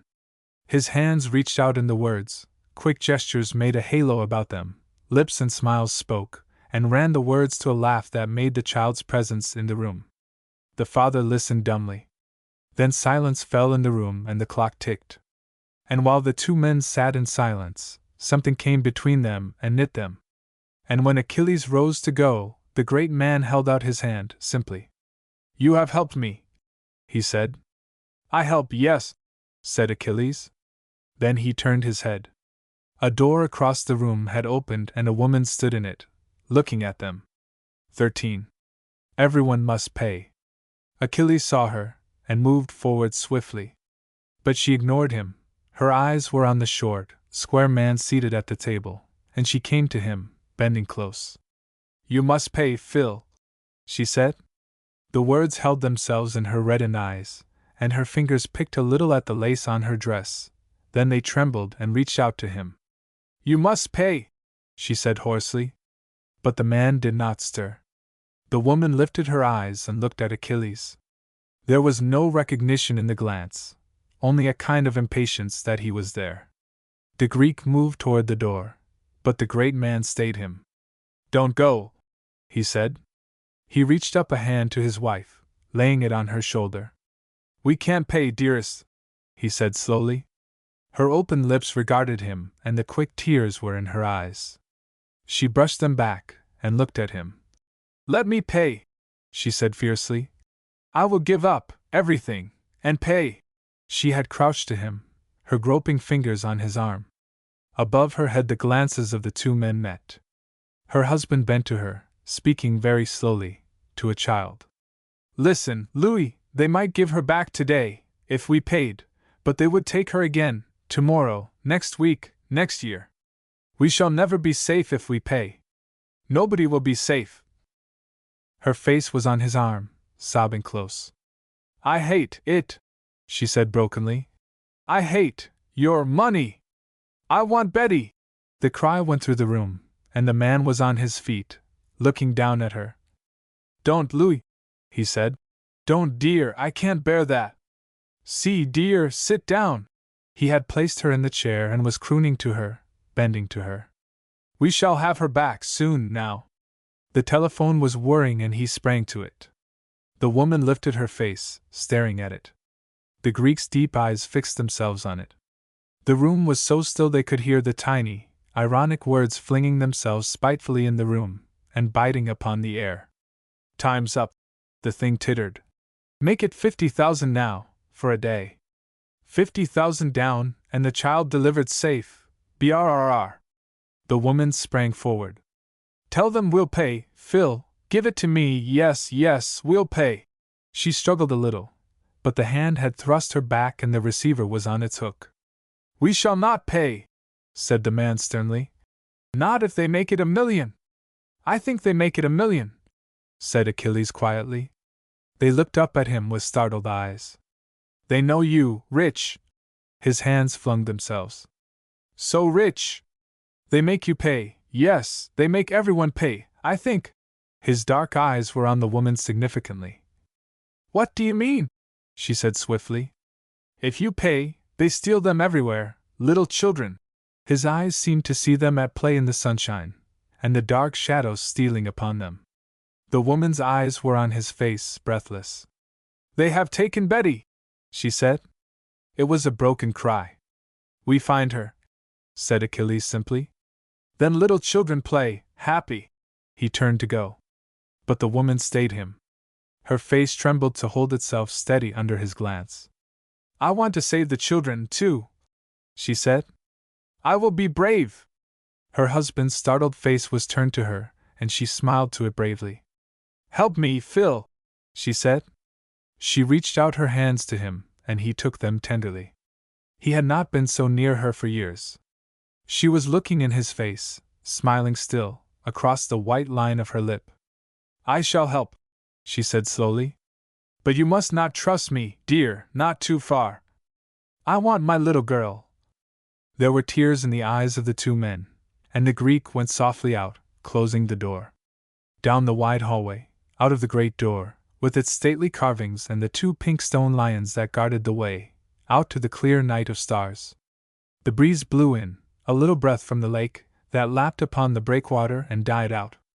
Achilles stood very still, lifting his face to it. Behind him, in the city, little children were asleep, and in the great house the man and the woman waited alone, for the help that was coming to them, running with swift feet in the night. It sped upon iron rails and crept beneath the ground and whispered in the air, and in the heart of Achilles it dreamed under the quiet stars. 14. The price Achilles paid. The little shop was closed. The fruit trays had been carried in and the shutters put up, and from an upper window a line of light gleamed on the deserted street. Achilles glanced at it and turned into an alley at the side, groping his way toward the rear. He stopped and fumbled for a knob and rapped sharply. But a hand was already on the door, scrambling to undo it, and an eager face confronted him, flashing white teeth at him. "You come!" said the boy swiftly. He turned and fled up the stairs and Achilles followed. A faint sense of onions was in the air. Achilles sniffed it gratefully. He remembered suddenly that he had not eaten since morning. But the boy did not pause for him. He was beckoning with mysterious hand from a doorway and Achilles followed. "Alcee got hurt," whispered the boy. He was trembling with fear and excitement, and he pointed to the bed across the room. Achilles stepped, with lightest tread, and looked down. A boy, half asleep, murmured and turned his head restlessly. A red clotted blur ran along the forehead, and the face, streaked with mud, was drawn in a look of pain. As Achilles bent over him, the boy cried out and threw up a hand, then he turned his head, muttering, and dozed again. Achilles withdrew lightly, beckoning to the boy beside him. Yaxus followed, his eyes on the figure on the bed. "All day," he said. "He lies sick." Achilles closed the door softly and turned to him. "Tell me, Yaxus, what happened?" he said. The boy's face opened dramatically. "I look up, I see Alcee, like that." His gesture fitted to the room. "He stand in door, all covered mud, blood run, card broke, no fruit, no hat." The boy's hands were everywhere, as he spoke, dispensing fruit, smashing carts and filling up the broken words with horror and a flow of blood. Achilles' face grew grave. The Greeks were not without persecution in the land of freedom, and his boy had lain all day suffering, while he had been lost in the great house by the lake. He took off his coat and turned back his sleeves. "You bring water," he said gently. "We will see what hurts him." But the boy had put his supper on the table and was beckoning him with swift gesture. "You eat," he said pleadingly. And Achilles ate hastily and gave directions for the basin of water and towels and a sponge, and the boy carried them into the room beyond. Half an hour later Alcibiades lay in bed, his clothes removed and the blood washed from his face and hair. The clotted line still oozed a little on the temple and the look of pain had not gone away. Achilles watched him with anxious eyes. He bent over the bed and spoke to him soothingly, his voice gentle as a woman's in its soft Greek accents. But the look of pain in the boy's face deepened and his voice chattered shrill. They watched the ambulance drive away from in front of the striped awning. Achilles held a card in his thin fingers, a card that would admit him to his boy. Yaxus's eyes were gloomy with dread, and his quick movements were subdued as he went about the business of the shop, carrying the trays of fruit to the stall outside and arranging the fruit under the striped awning. He was not to go out with the pushcart today. There was too much work to do, and Achilles could not let the boy go from him. Later, too, Achilles must go to the hospital, and to the big house on the lake, and someone must be left with the shop. So he kept the boy beside him, looking at him, now and then, with deep, quiet eyes that seemed to see the city taking its toll of life, of children, the children at play and the children at work. This land that he had sought with his boys, where the wind of freedom blew fresh from the prairies and the sea, and even little children were not safe. He seemed to see it, through the day, this great monster that gathered them in, from all lands, and trod them beneath its great feet, crushing them, while they lifted themselves to it and through themselves, and prayed to it for the new day, that they had come so far to seek. But when Achilles presented his ticket for the boy, at the hospital door, it was a woman of his own race who met him, dark-eyed and strong, and smiled at him a flash of sympathy. "Yes, he is doing well," They operated at once. Come and see. But you must not speak to him. She led him cautiously down the long corridor between the beds. See, he is asleep. She bent over him, touching the bandage. Beneath it, the dark skin was pallid, but the breath came easily from the sleeping lips. She smiled at Achilles, guiding him from the room, ignoring the tears that looked at her. He is doing well, you see. It was pressure that caused the fever, the bone was not injured. He will recover quickly. Yes. We are glad. And Achilles, out under the clear sky, raised his face and caught the sound of the city, its murmured, innumerable toil and the great clang of wheels turning. And he drew a deep, quick breath. A city of power and swift care for its own. The land of many hands reaching out to the world. And Achilles' head lifted itself under the sky, and a mighty force knit within him, a deep, quiet force out of the soul of the past, pledging itself. 15. The police move. Life was busy for Achilles. There were visits to the hospital, where he must not speak to his boy, but only look at him and catch little silent smiles from the bandaged face, and visits to the great house on the lake, where he came and went freely. The doors swung open of themselves, it seemed, as Achilles mounted the steps between the lions. All the pretty life and flutter of the place had changed. Detectives went in and out, and instead of the halcyon club, the chief of police and assistants held conferences in the big library. But there was no clue to the child. She had withdrawn, it seemed, into a clear sky. James had been summoned to the library many times, and questioned sharply, but his wooden countenance held no light, and the tale did not change by a hair. He had held the horses. Yes, there whined nobody, but little Miss Harris and him. She was in the carriage, he held the horses. The horses? They had frisked a bit, maybe, the way horses will, at one o' them autos that squirted by, and he had quieted 'em down, but there whined nobody. And he was the last link between little Betty Harris and the world, all the bustling, wrestling, interested world of Chicago, that shouted extras and stared at the house on the lake and peered in at its life, at the rising and eating and sleeping that went on behind the red stone walls. The red stone walls had thinned to a veil, and the whole world might look in, because a child had been snatched away, and the heart of a city understood. But no one but James could have told what had happened to the child sitting with her little red cherries in the light, and James was stupid, and in the bottomless abyss of James's face the clue was lost. Achilles had come in for his share of questioning. The child had been to his shop, it seemed, and the papers took it up and made much of it. There were headlines and pictures. The public was interested. The tale grew to a romance, and fathers and mothers and children in Boston and New York and London heard how Betty had sat in the gay little fruit shop, and listened to Achilles' stories of Athens and Greece, and of the Acropolis, and of the studies in Greek history, and her gods and goddesses and the temples and ruins lying packed in their boxes waiting her return. The daily papers were a thrilling tale, with the quick touch of love and human sympathy that brings the world together. To Achilles it was as if the hand of Zeus had reached and touched the child, and she was not. What god sheltered her beneath a magic veil, so that she passed unseen? He lifted his face, seeking in air and sun and cloud, a token.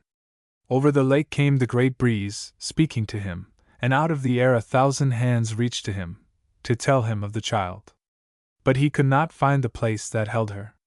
In the dusky shop, he held his quiet way. No one, looking, would have guessed. Tootson's yes, and his swift fingers made change while his eyes searched every face.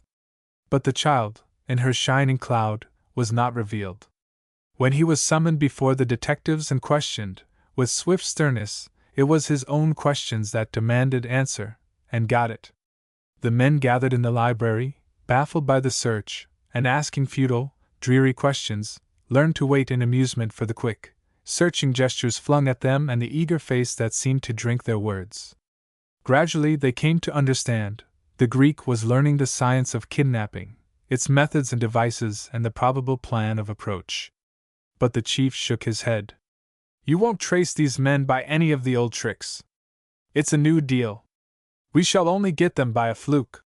And to his own men he said, Try any old chance, boys, run it down. If it takes weeks, Harris won't compromise, and you may stumble on a clue. The man that finds it makes money. Gradually they drew their lines around the city. But still, from the tapped wires, the messages came, to them, sitting in conclave in the library, to Philip Harris in his bare office, and to the mother, waiting alone in her room. At last she could not bear it. "I cannot hold out, Philip," she said one day, when he had come in and found her hanging up the receiver with a fixed look. "Don't trust me, dear. Take me away." And that night the big car had borne her swiftly from the city, out to the far-breathing air of the plain and the low hills.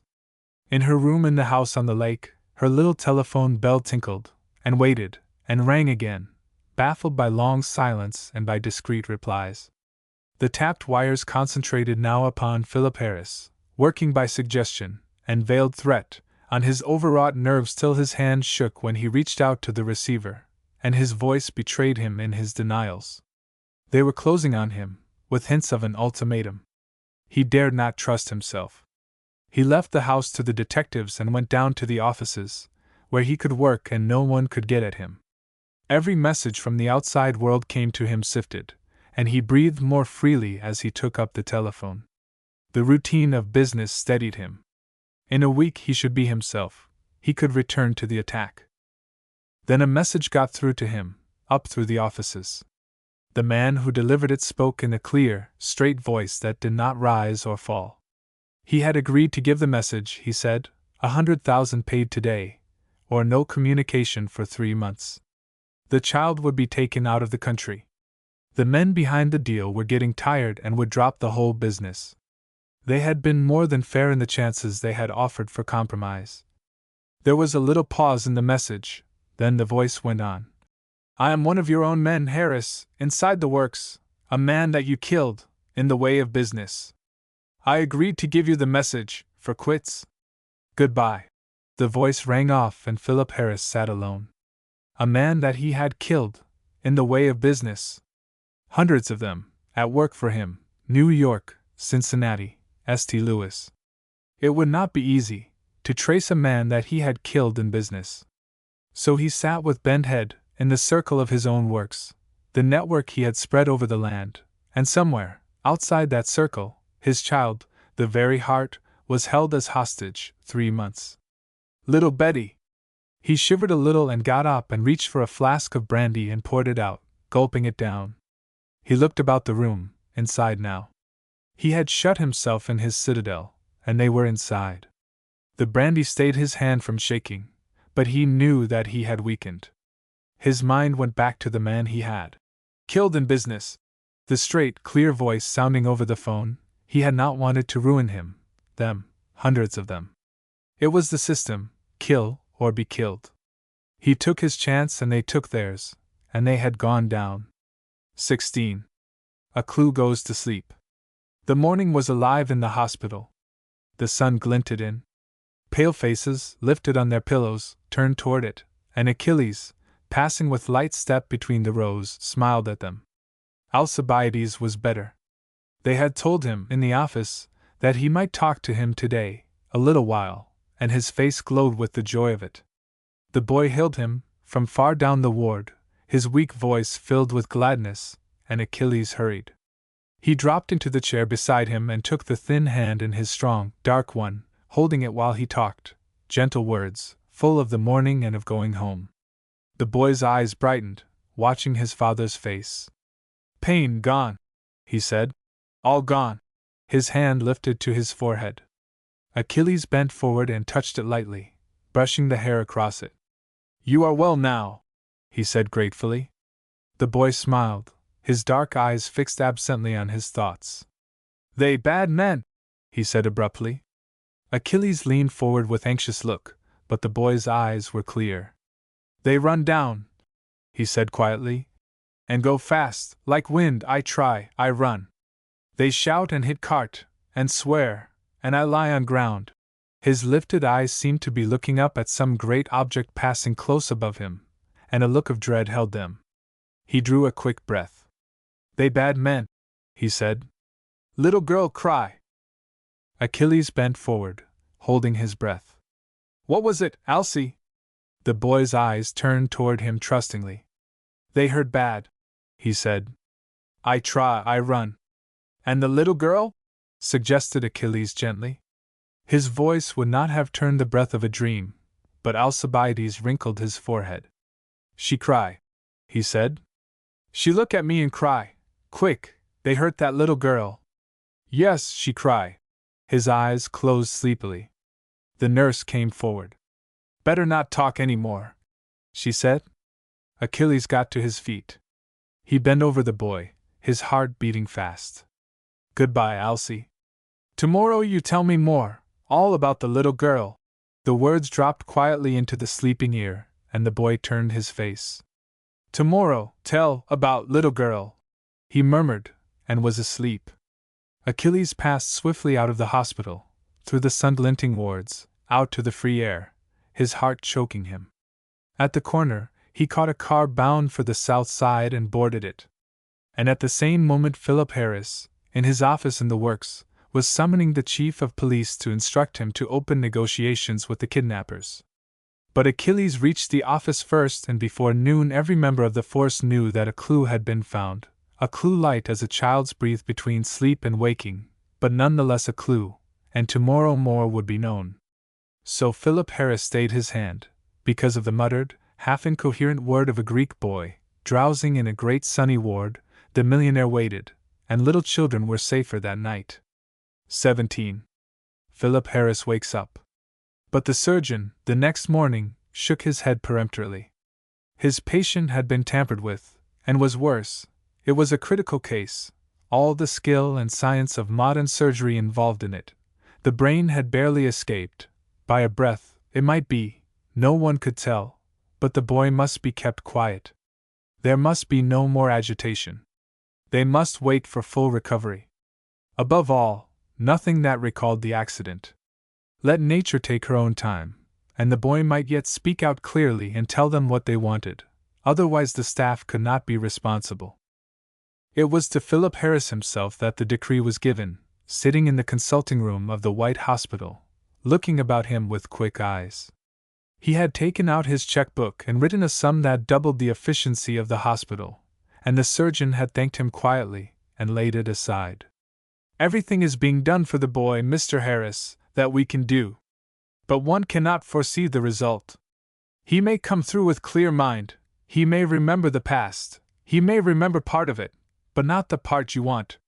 But not a breath must disturb him, that is the one thing clear, and it is our only chance. His eyes were gentle and keen, and Philip Harris straightened himself a little beneath them. The check, laid one side, looked suddenly small and empty, and the great stockyards were a blur in his thought. Not all of them together, it seemed, could buy the skill that was being given freely for a Greek waif, or hurry by a hair's breadth the tiny globule of gray matter that held his life. Tell me if there is anything I can do, he said. He had risen and was facing the surgeon, looking at him like a little boy, with his hat in his hand. The surgeon returned the look. There will be plenty to do, Mr. Harris. This, for instance. He took up the check and looked at it, and folded it in slow fingers. It will be a big lift to the hospital, and the boy, there will be things later, for the boy. Private room? Suggested the great man. No, the ward is better. It gives him interests, keeps his mind off himself and keeps him from remembering things. But when he can be moved, he must be in the country, good food, fresh air, things to amuse him. He's a jolly little chap. The surgeon laughed out. Oh, we shall bring him through. He added it almost gaily. He is so sane, he is a Greek. Philip Harris looked at him, uncomprehending. How long before he can be moved? He asked bluntly. The surgeon paused. 2 weeks, 3, perhaps. I must have him under my eye. I can't tell. He looked at the great man keenly. What he really needs is someone to come in for a while every day, to talk with him, or keep quiet with him, someone with sense. His father? Said Philip Harris. Not his father. It must be someone he has never seen, no memories to puzzle him, yet. But someone that he might have known always, all his life. That is Miss Stone, said Philip Harris promptly. Does he know Miss Stone? asked the surgeon. Philip Harris shook his head. No one knows Miss Stone, he said. But she is the friendliest person in all the world. When I get to heaven, I hope Marcia Stone will be there to show me around, just to take the edge off. He smiled a little. Well, she is the person we want. Can she come? She sits at home with her hands folded, said Philip Harris. He waited a minute. She was my little girl's friend, he said at last. They were always together. I remember. The surgeon held out his hand. Let her come. She will be invaluable. His voice had a friendly ring. It was no longer a millionaire that faced him, handing out checks, but a father, like himself. There were 4 of them at home, waiting on the stairs for him to come at night, and he suddenly saw that Philip Harris was a brave man, holding out for them all, waiting while the little fleck of gray matter knit itself. He looked at him a minute keenly. Why not come in yourself, now and then? He said. As he gets better? Later, when you take him away, he will know you, better for him. So the ward became familiar with the red face and Prince Albert coat, and striped trousers and patent leather shoes, crunching softly down the still, white room. It was a new Philip Harris, sauntering in at noon with a roll of pictures, a box of sweets, enough candy to ruin the ward, a phonograph under one arm and a new bull pup under the other. The pup sprawled on the floor and waked happy laughs up and down the ward and was borne out, struggling, by a hygienic nurse, and locked in the bathroom. The phonograph stayed and played little tunes for them, jolly tunes, of the music hall, and all outdoors. And Philip Harris enjoyed it as if he were playing with the stock exchange of a world. The brain that could play with the world when it liked, was devoted now, night and day, to a great hospital standing on the edge of the plain, and to the big free ward, and to a dark face, flashing a smile when he came. 18. Once I saw. Miss Stone sat by the boy on the lawn at Idlewood. A great canopy of khaki duck was spread above them, and the boy lay on a wicker couch that could be lifted and carried from place to place as the wind or the sun, or a whim directed. 5 days they had been here, every day full of sunshine and the fragrance of flowers from the garden that ran along the terraces from the house to the river bank, and was a riot of midsummer color and scent. The boy's face had gained clear freshness and his eyes, fixed on Miss Stone's face, glowed. I like it here, he said. Yes, Alcy. Miss Stone bent toward him. You are getting strong every day. You will soon be able to walk, tomorrow, perhaps. She glanced at the thin legs under their light covering. The boy laughed a little and moved them. I can walk now, he declared. But she shook her head. No, I will tell you a story. So her voice went on and on in the summer quiet. Insects buzzed faintly, playing the song of the day. Bees bumbled among the flowers and flew past, laden. The boy's eyes followed them. The shadow of a crow's wing dropped on the grass and drifted by. The summer day held itself, and Miss Stone's voice wove a dream through it. When the boy opened his eyes again, she was sitting very quiet, her hands in her lap, her eyes fixed on the river that flowed beyond the garden. The boy's eyes studied her face. Once I saw you, he said. His hand stole out and touched the gray dress. Miss Stone started. They had waited a long time, but not for this. Yes, Alcy, once you saw me. Go on. Saw you, in a carriage, finished Alcy, with quick smile. You ride straight, now? He looked at her with devoted eyes. Yes. She was holding her breath, very evenly, and she did not look at him, but at the distant river. They seemed held in a charm, a word might break it. The boy breathed a happy sigh, that bubbled forth.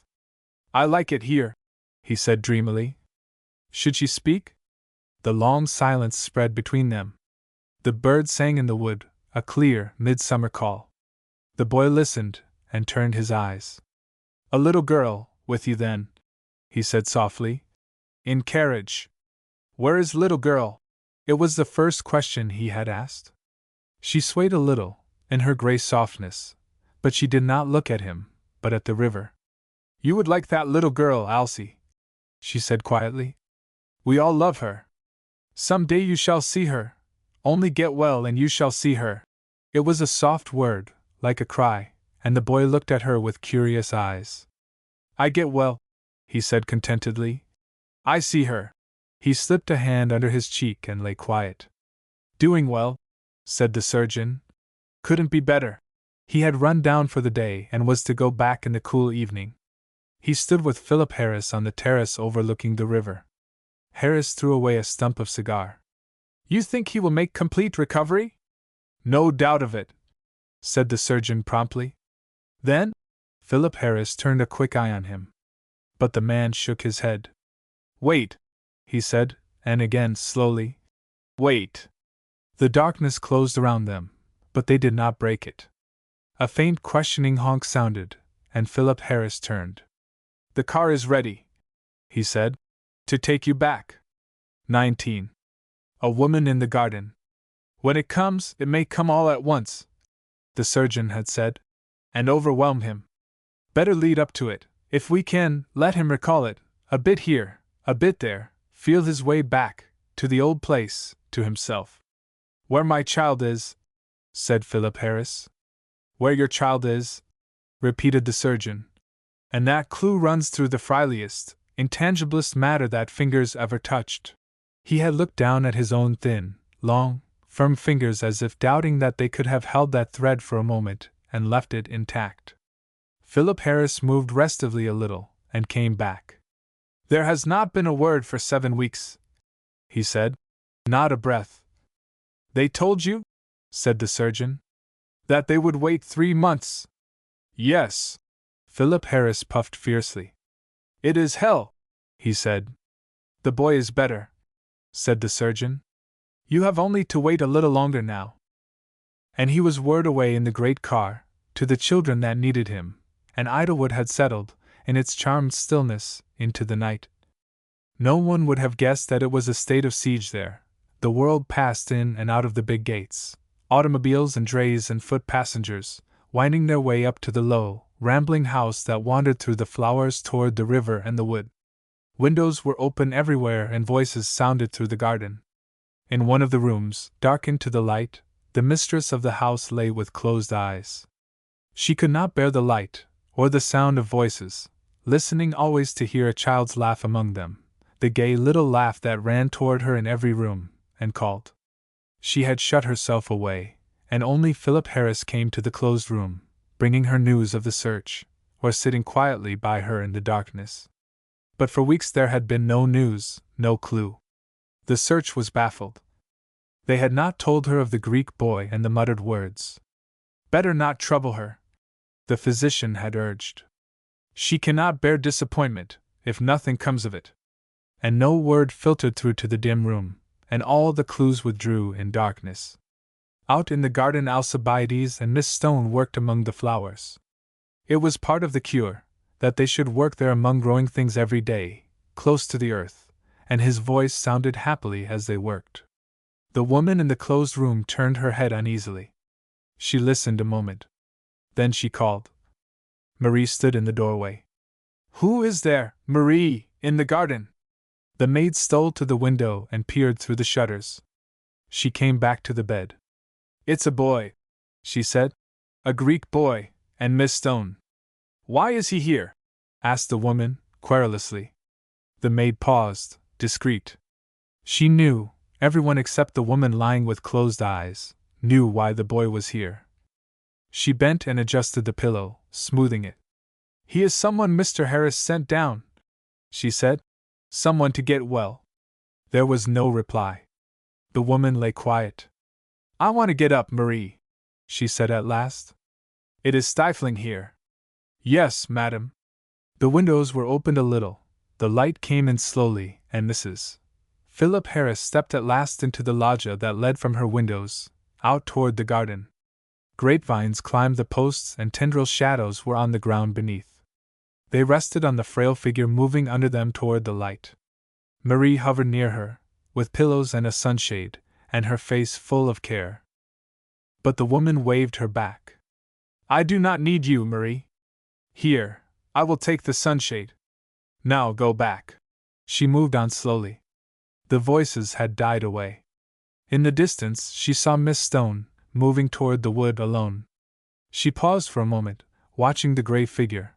A little cloud passed across her face. She had not seen Miss Stone, since she did not blame her, but she could not see her. She moved on slowly, the light from the sunshade touching the lines in her face and flushing them softly. Suddenly she stopped. On a low couch, a little distance away, a boy lay asleep. She came up to him softly and stood watching him. There was something in the flushed face, in the childish, drooping lip and tossed hair, that reminded her. Slowly she sank down beside him, hardly breathing. All about them, the summer went on, the quiet, gentle warmth and the fresh scent of blossoms. The boy murmured a little, and threw out an arm, and slept on. The woman's eyes watched the sleeping face. Something mysterious was in it, a look of other worlds.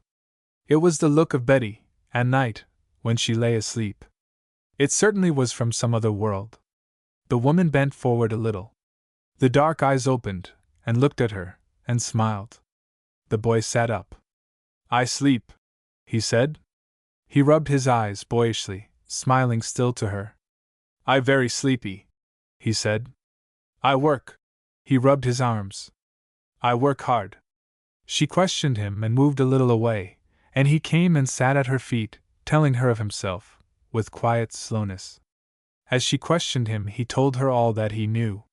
And they chatted in the sunshine, subtly drawn to each other, happy in something they could not have said. The boy had grown refined by his illness. The sturdy hands that had guided the pushcart had lost their roughened look and seemed the shape of some old statue, and the head, poised on the round throat, was as if some old museum had come to life and laughed in the sun. If Mrs. Philip Harris had seen Alcibiades shoving his cart before him, along the cobbled street, his head thrown back, his voice calling, "Bananas!" as he went, she would not have given him a thought. But here, in her garden, in the white clothes that he wore, and sitting at her feet, it was as if the gates to another world had opened to them, and both looked back together at his own life. The mystery in the boy's eyes stirred her, and the sound of his voice. There was something in it, beauty, wonder, mystery. She drew a quick breath. "I think I will go in," she said, and the boy lifted himself to help her, and only left her, under the loggia, with a quick, grateful flash of the dark smile. Mrs. Philip Harris slept that night, the chloral, on the little table beside her, untouched. And the next day found her in the garden. All the household watched, with quickened hope. The mistress of the house had taken up her life, and the old quick orders ran through the house. And no one spoke of the child. It was as if she were asleep, in some distant room, veiled in her cloud. But the house came back to its life. Only the social groups that had filled it every summer were not there. But there was the Greek boy in the garden, and Miss Stone, and Philip Harris whirring out at night and sitting on the terrace in the dusk, the light of his cigar glimmering a little, as he watched the Greek boy flung on the ground at his feet, his eyes playing with the stars. He knew them all by name under the skies of Greece. Achilles had taught them to him, and he counted them, like a flock, as he lay on the terrace, rolling out the great Greek names while they girdled the sky above him in a kind of homely chant. When the boy had gone to bed, Philip Harris remained smoking thoughtfully, and looking still at the stars. He had had a long talk with the surgeon today, and he had given his consent. The boy was well, he admitted, as well as he was likely to be, perhaps. Give him 3 more days, then, if nothing happened, they might question him. Philip Harris threw away his cigar, and its glimmering light went out in the grass. Overhead the great stars still circled in space, traveling on toward the new day. XX. The test is made. "I will ask the questions," Achilles had said, in his quiet voice, and it had been arranged that he should come to Idlewood when the surgeon gave the word. He arrived the next night, stepping from the car as it drew up before the door, and Alcibiades, standing among the flowers talking with Miss Stone, saw him and started and came forward swiftly. He had not known that his father was coming. He ran a little as he came nearer and threw himself in his arms, laughing out. Achilles smiled, a dark, wistful smile. "You are grown strong," he said. He held him off to look at him. The boy's teeth gleamed, a white line. "Tomorrow we go home?" he replied. I am all well, father, well now. But Achilles shook his head. Tomorrow we stay, he replied. I stay 1 day, 2 days, 3. He looked at the boy narrowly. Then we go home. The boy smiled contentedly, and they moved away. Early the next morning he was up before Achilles, calling to him from the garden to hurry and see the flowers before the mist was off them, and showing him, with eager teeth, his own radishes, ready to pull, and little lines of green lettuce that sprang above the earth. I plant, said the boy proudly. I make grow. He swung his arm over the whole garden. Achilles watched him with gentle face, following him from bed to bed and stooping to the plants with courteous gesture. It was all like home. They had never been in a garden before. In this new land, the melons and berries and plums and peaches and pears that came crated into the little fruit shop had grown in unknown fields. But here they stretched in the sun, and the two Greeks moved toward them with laughing, gentle words and quick gestures that flitted and stopped, and went on, and gathered in the day. The new world was gathering its sky about them, and their faces turned to meet it. And with every gesture of the boy, Achilles' eyes were on him, studying his face, its quick color running beneath the tan, and the clear light of his eyes. Indoors or out, he was testing him, and with every gesture his heart sang. His boy was well, and he held a key that should open the dark door that baffled them all. When he spoke, that door would open for them, a little way, perhaps, only a little way, but the rest would be clear. And soon the boy would speak. In the house Philip Harris waited, and with him the chief of police, detectives and plainclothes men, summoned hastily, waited what should develop. They watched the boy and his father, from a distance, and speculated and made guesses on what he would know. For weeks they had been waiting on a sick boy's whim, held back by the doctor's orders. They watched him moving across the garden, his quick, supple gestures, his live face. The boy was well enough. They smoked innumerable cigars and strolled out through the grounds and sat by the river, and threw stones into its sluggish current, waiting while hours went by. Since the ultimatum, 100,000 for 3 months, not a line had reached them, no message over the whispering wires. The child might be in the city, hidden in some safe corner. She might be in Europe, or in Timbuktu. There had been time enough to smuggle her away. Every port had been watched, but there was the Canadian line stretching to the north, and the men who were on the deal would stop at nothing. They had been approached, tentatively, in the beginning for a share of profits, but they had scorned the overture. Catch me, if you can! The voice laughed and rang off. The police were hot against them. Just one clue, the merest clue, and they would run it to earth, like bloodhounds. They chewed the ends of their cigars and waited, and in the garden the boy and his father watched the clouds go by and talked of Athens and gods and temples and sunny streets. Back through the past, carefree they went, and at every turn the boy's memory rang true. Do you remember, Alcée, the little house below the Temple of the Winds? Achilles' eyes were on his face, and the boy's face laughed. Yes, father. That house. Quick running words that tripped themselves. Where I stole figs, 3 little figs, you whipped me then.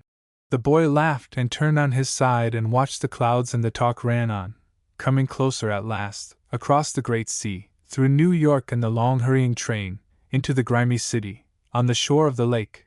The boy's eyes grew wistful. I go home, with you, father? He said. It was a quick question, and his eyes flashed from the garden to his father's face. Do you want to go home, Alcée? The face smiled at him. Don't you like it here? A gesture touched the garden. I like, yes. I go home, with you, he said simply. You must stay till you are strong, said the father, watching him. You were hurt, you know. It takes time to get strong. You remember that you were hurt? The words dropped slowly, one by one, and the day drowsed. The sun, warm as Athens, shone down, waiting, while the boy turned slowly on his side. His eyes had grown dark. I try, remember. His voice was half a whisper. But it runs away.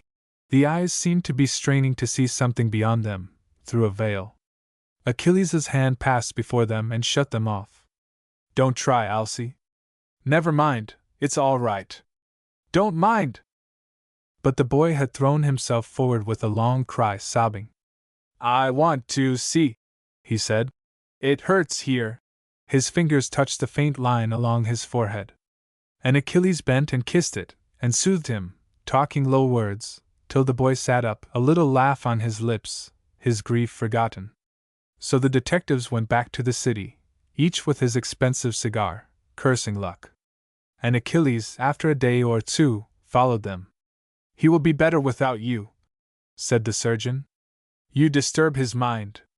Let him have time to get quiet again. Give nature her chance. So Achilles returned to the city, unlocking the boy's fingers from his. You must wait a little while, he said gently. Then I come for you. And he left the boy in the garden, looking after the great machine that bore him away, an unfathomable look in his dark, following eyes. 21. A connoisseur speaks. The next day it rained. All day the rain dripped on the roof and ran down the waterspouts, hurrying to the ground. In her own room the mistress of the house sat watching the rain and the heavy sky and drenched earth. The child was never for a minute out of her thoughts. Her fancy pictured gruesome places, foul dens where the child sat, pale and worn and listless. Did they tie her hands? Would they let her run about a little, and play? But she could not play. A child could not play in all the strangeness and sordidness. The mother had watched the dripping rain too long. It seemed to be falling on coffins. She crept back to the fire and held out her hands to a feeble blaze that flickered up and died out. Why did not Marie come back? It was 3 o'clock. Where was Marie? She looked about her and held out her hands to the blaze and shivered. There was fire in her veins, and beside her on the hearth the child seemed to crouch and shiver and reach out thin hands to the warmth. Phil had said they would not hurt her. But what could a man know? He did not know the sensitive child nature that trembled at a word. And she was with rough men, hideous women, longing to come home, wondering why they did not come for her and take her away, dear child. How cruel Phil was! She crouched nearer the fire, her eyes devouring it, her thoughts crowding on the darkness. Those terrible men had been silent 7 weeks, more than 7, desperate weeks, not a word out of the darkness, and she could not cry out to them. Perhaps they would not tap the wires again. The thought confronted her, and she sprang up and walked wildly, her pulses beating in her temples. She stopped by a table and looked down. A little vial lay there, and the medicine dropper and wine glass, waiting. She turned her head uneasily and moved away. She must save it for the night, for the dark hours that never passed. But she must think of something. She glanced about her, and rang the bell sharply, and waited. I want the Greek boy, she said. Send him to me. Yes, madam.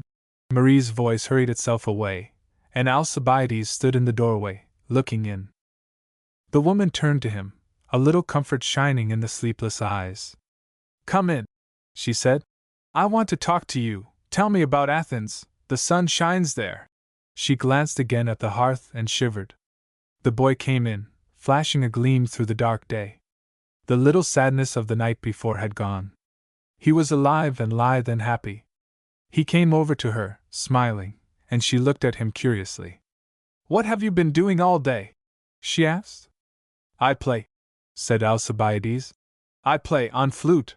His fingers made little music gestures at his lips, and fell away. And I run, he said. I go in rain, and run, and come in. He shook his dark head. Little gleams of moisture shone from it. The earth seemed to breathe about him. She drew a quick breath. You shall tell me, she said, but not here. She glanced about the room filled with sickness and wild thoughts. Not even the boy's presence dispelled them. We will go away somewhere, to the gallery, she said quickly. It is lighter there and I have not been there, for weeks. Her voice dropped a little. The boy followed her through the hall, across a covered way, to the gallery that held the gems, and the refuse, that Philip Harris had gathered up from the world. She looked about her with a proud, imperious gesture. She knew, better now than when the pictures were purchased, which ones were good, and which were very bad, but she could not interfere with the gallery. It was Philip's own place in the house. It had been his fancy to buy pictures, when the money came pouring in faster than they could spend it, and the gallery was his own private venture, his gymnasium in culture. She smiled a little. Over there, a great canvas had been taken down and carted off to make room for the little Monticelli in its place. He was learning, yes. But she could not bring guests to the gallery when they came to Idlewood for the day. If he would only let a connoisseur go through the place and pick out the best ones, the gallery was not so bad. She looked about her with curious, tolerant smile. The boy's gaze followed hers. He had not been in this big room, with the high-reaching skylight, and the vari-colored pictures and gray walls. His dark eyes went everywhere, and flashed smiles and brought a touchstone to the place.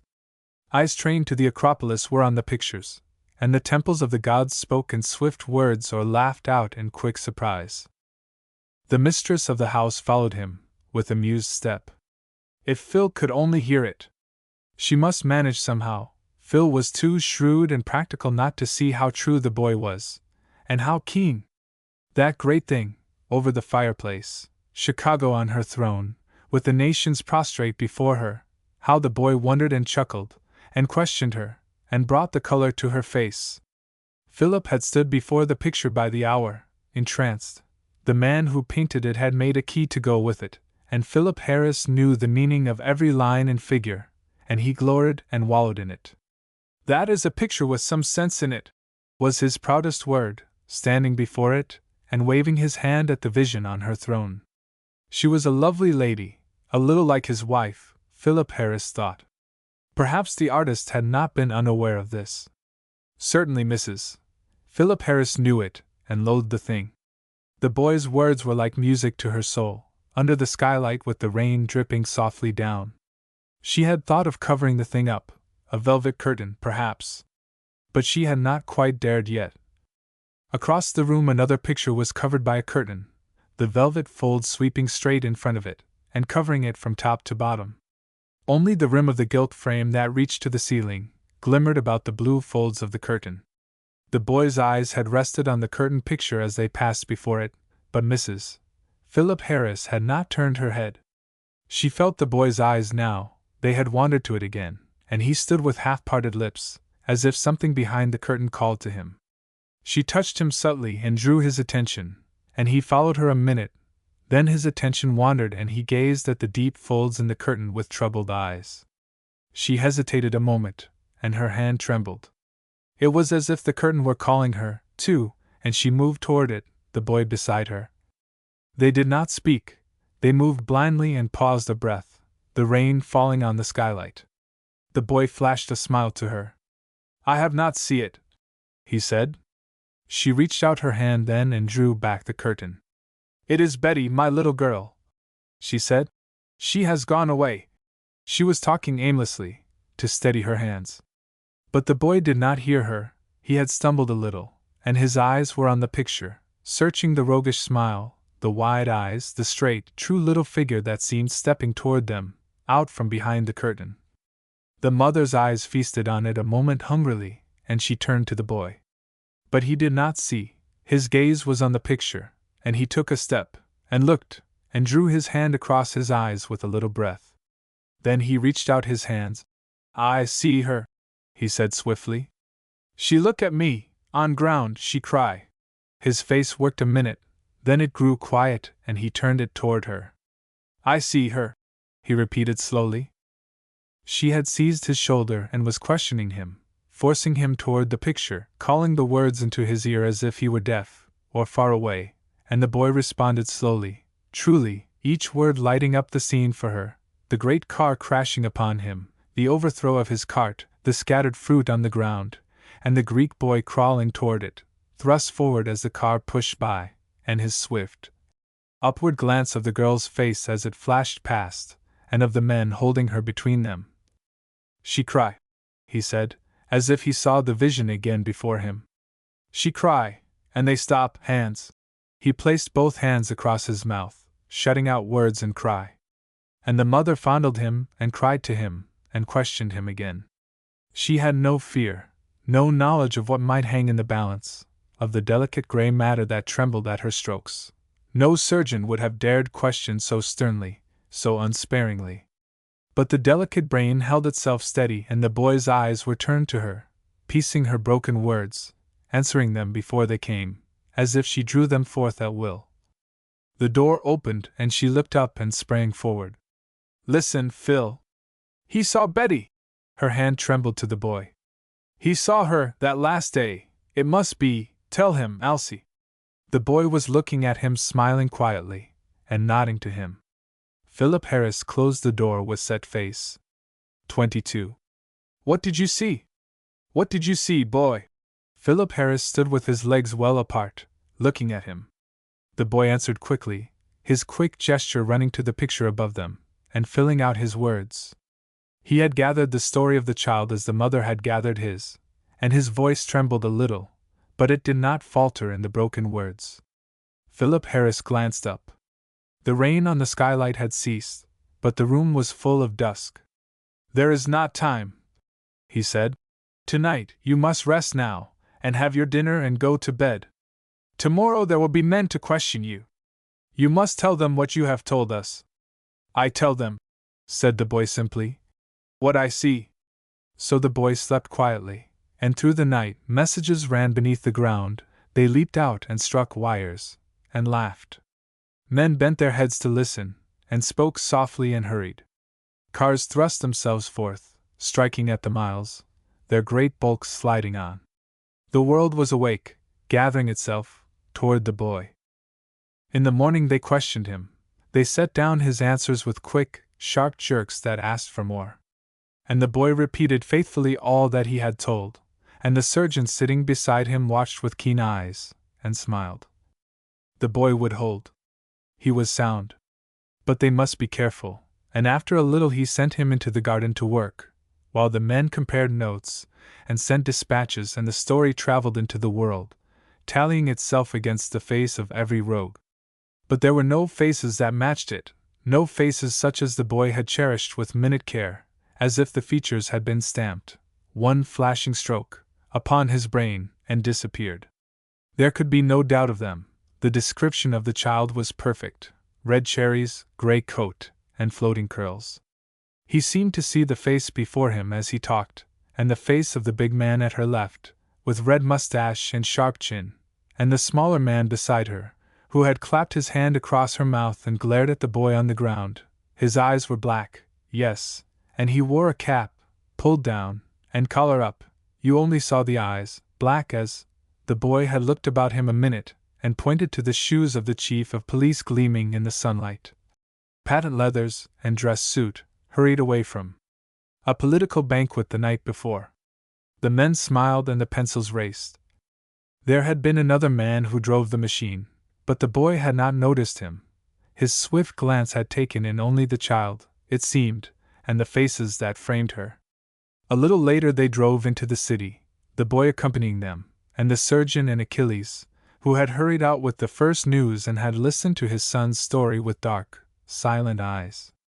He sat in the car close to Alcibiades, one hand on the back of the seat, the other on the boy's hand. Through the long miles they did not speak. The boy seemed resting in his father's strength.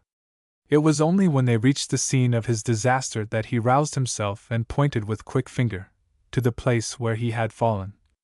He was pushing his cart, so, and he looked up, quick, and his cart went, so, and all his fruit, and he was down, looking up, and the car went by close.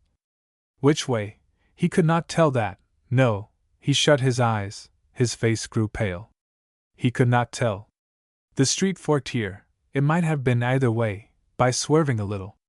And the police looked wise and took notes, and reporters photographed the spot, and before night a crowd had gathered about it, peering hopefully at the pavement where Alcibiades had lain, and pointing with eager fingers to bits of peel, orange and banana, scattered by the last passer-by, and gazing at dark stains on the pavement, something that might be marks of blood, after 10 weeks of rain and mud and dust.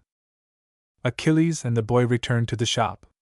I want to go home, the boy had said, as the car turned away. I go home with you, father. So they had drawn up at the little fruit shop, and Yaxus in the door, his teeth gleaming, had darted out to meet them, hovering about them and helping his brother up the stairs and out to the veranda that ran across the windows at the rear. Down below, in tinkin backyards of the neighbors, old bottles and piles of broken lumber filled the place. But along the edge of the veranda, boxes of earth had been set, and the vines ran to the top, shutting out the glare of the brick walls opposite and making a cool spot in the blank heat. Alcibiades looked at the vines with happy eyes. "They grow," he said softly. Yaxis nodded and produced a pot of forget-me-nots. He had been tending them for 3 weeks, for Alcy. They bent over the pot, blue with blossoms, talking eager words and little gestures and quick laughs. And Achilles, coming out, smiled at the 2 heads bending above the plant. Yaxis had been lonely, but now the little laughs seemed to stir softly in the close rooms and wake something happy there. 23. Achilles has a plan. The next day, life in the little shop went on as if there had been no break. With the early light, Yaxis was off to the south, pushing his tipcart before him and calling aloud, bananas and fruit and the joy of Alcibiades' return, in his clear, high voice. In the shop, Achilles arranged the fruit, great piles of oranges, and grapefruit and figs, and swung the heavy bunches of bananas to their hooks outside, and opened crates and boxes and made ready for the day. By and by, when trade slackened a little, he would slip away and leave Alcibiades in charge of the shop. His mind was busy as he worked. He had something to do that would take him away from the shop, every day for a while, it might be, but the shop would not suffer. Alcibiades was strong, not well enough, perhaps, to go out with the new pushcart that had replaced the old one, and waited outside, but strong enough to make change and fill up the holes in the piles of oranges as they diminished under the swift rush of trade. Achilles' eyes rested on him fondly. It had been lonely in the shop, but now the long days of waiting were repaid, they had their clue. Even now the detectives might have followed it up. The little lady would be found. He hurried over the last things, his heart singing, and called the boy to him. "I go away," he said, looking at him kindly. "You stay in shop, till I come." "Yes, father." The boy's eyes were happy. It was good to be in the close, dark, home place with its fruity smell and the striped awning outside. "I do all right," he said gaily. The father nodded. "Tomorrow you go with pushcart, little way, every day little way." He waited a moment while the boy's face took in the words. He spoke with slow significance. "Some day you see those men, then you run, like devil," he said quickly. "You tell me." The boy's teeth made a quick line of light and his face flashed. "I tell quick," he said. "I know those men." He left the shop and was lost in the crowd. He was going first to the city hall for news, then he would seek Philip Harris. The plan that he was shaping in his mind needed help. But at the city hall there was no news. The chief of police seemed even a little irritated at the sight of the dark face and the slim, straight figure that stood before him. He eyed it a moment, almost hostilely. Then he remembered Philip Harris's command and told the man what steps had been taken and the reports that had come in thus far through the day.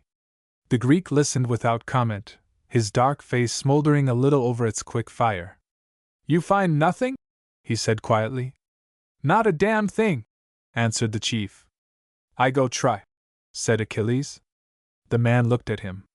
Then he laughed out. The door opened. It was the detective in charge of the case. He glanced at Achilles and went over to the chief and said something. But the chief shook his head and they looked carelessly at Achilles, while the chief drummed on the desk. Achilles waited with slow, respectful gaze. The detective came across to him. "No news," he said. Achilles' face held its steady light. "I think we find her," he said. The inspector did not laugh. He studied the man's face slowly, whistling a little between his teeth. "What's your plan?" he said. Achilles shook his head. "When I see those men, I go follow." The detective smiled, a little line of smile that did not scorn him. "When you see them, yes?" he said softly. The chief of police, listening with half an ear, laughed out. "Catch your hair, Alexander!" He said it with superior ease. Achilles looked at him. "I catch hair?" he asked with polite interest. The chief nodded. You catch your hair before you cook it, you know. Achilles ran a slim, thoughtful hand along his dark locks and shook them slowly. The conversation had passed beyond him. The detective smiled a little. Never mind him, Alexander. Anything that you find, you bring to me, right off. He clinked a little money in his pocket and looked at him. But Achilles's gaze had no returning gleam. When I find her, he said, I tell you, I tell everybody. His face had lightened now. The detective laughed. All right, Alexander. Your game, all right. Achilles looked at him with puzzled eyes. I go now, he said. He moved away with the smooth, unhurried rhythm that bore him swiftly along. The eyes of the two men followed him. You're welcome to him, said the chief carelessly. I don't feel so sure, said the other. He may do it yet, right under our noses. I've done it myself, you know. The chief looked at him curiously. I used to do it, time and again, said the man thoughtfully. I couldn't have told you how. I'd study on a case, and study, and give it up, and then, all of a sudden, pop, and there it was, in my head. I couldn't have told how it got there, but it worked all right. He lighted a cigar and threw the match from him, puffing slowly. I'd do it now, if I could. He was lost in thought. There's something in his eyes, that Greek. I'd like to be inside that black skull of his a minute. He sauntered across the room and went out. The eyes of the chief of police looked after him vaguely. He drew a column of figures toward him and began to add it, starting at the bottom and traveling slowly up. He was computing his revenues for the coming year. 24. It floats a little. Achilles found Philip Harris at luncheon, and waited for him to come back, and laid his plan before him. The millionaire listened, and nodded once or twice, and took up the receiver and gave an order. He'll be at your place every day, he said to Achilles as he hung it up. You tell him what you want, and let me know if there's anything else. Money. He looked at him. But Achilles shook his head. I got money, he said quickly. I get money, $6-7, every day. I do good business. The millionaire smiled, a little bitterly. I do good business too, but it doesn't seem to count much. Well, let me know. He held out his hand and Achilles took it and hesitated and looked at the seamed red face that waited for him to go. Then he went quietly out. He would have liked to speak swift words of hope. They rode high in his heart. But something in the face put him off and he went out into the sunshine and walked fast. He looked far ahead as he went, smiling softly at his dream. And now and then a man passed him, and looked back and smiled too, a shrew, tolerant, grown-up smile. At 10 o'clock the next morning Philip Harris's big touring car drew up in front of the striped awning. It gave a little plaintive honk, and stood still. Achilles came to the door with swift look. He turned back to the shop.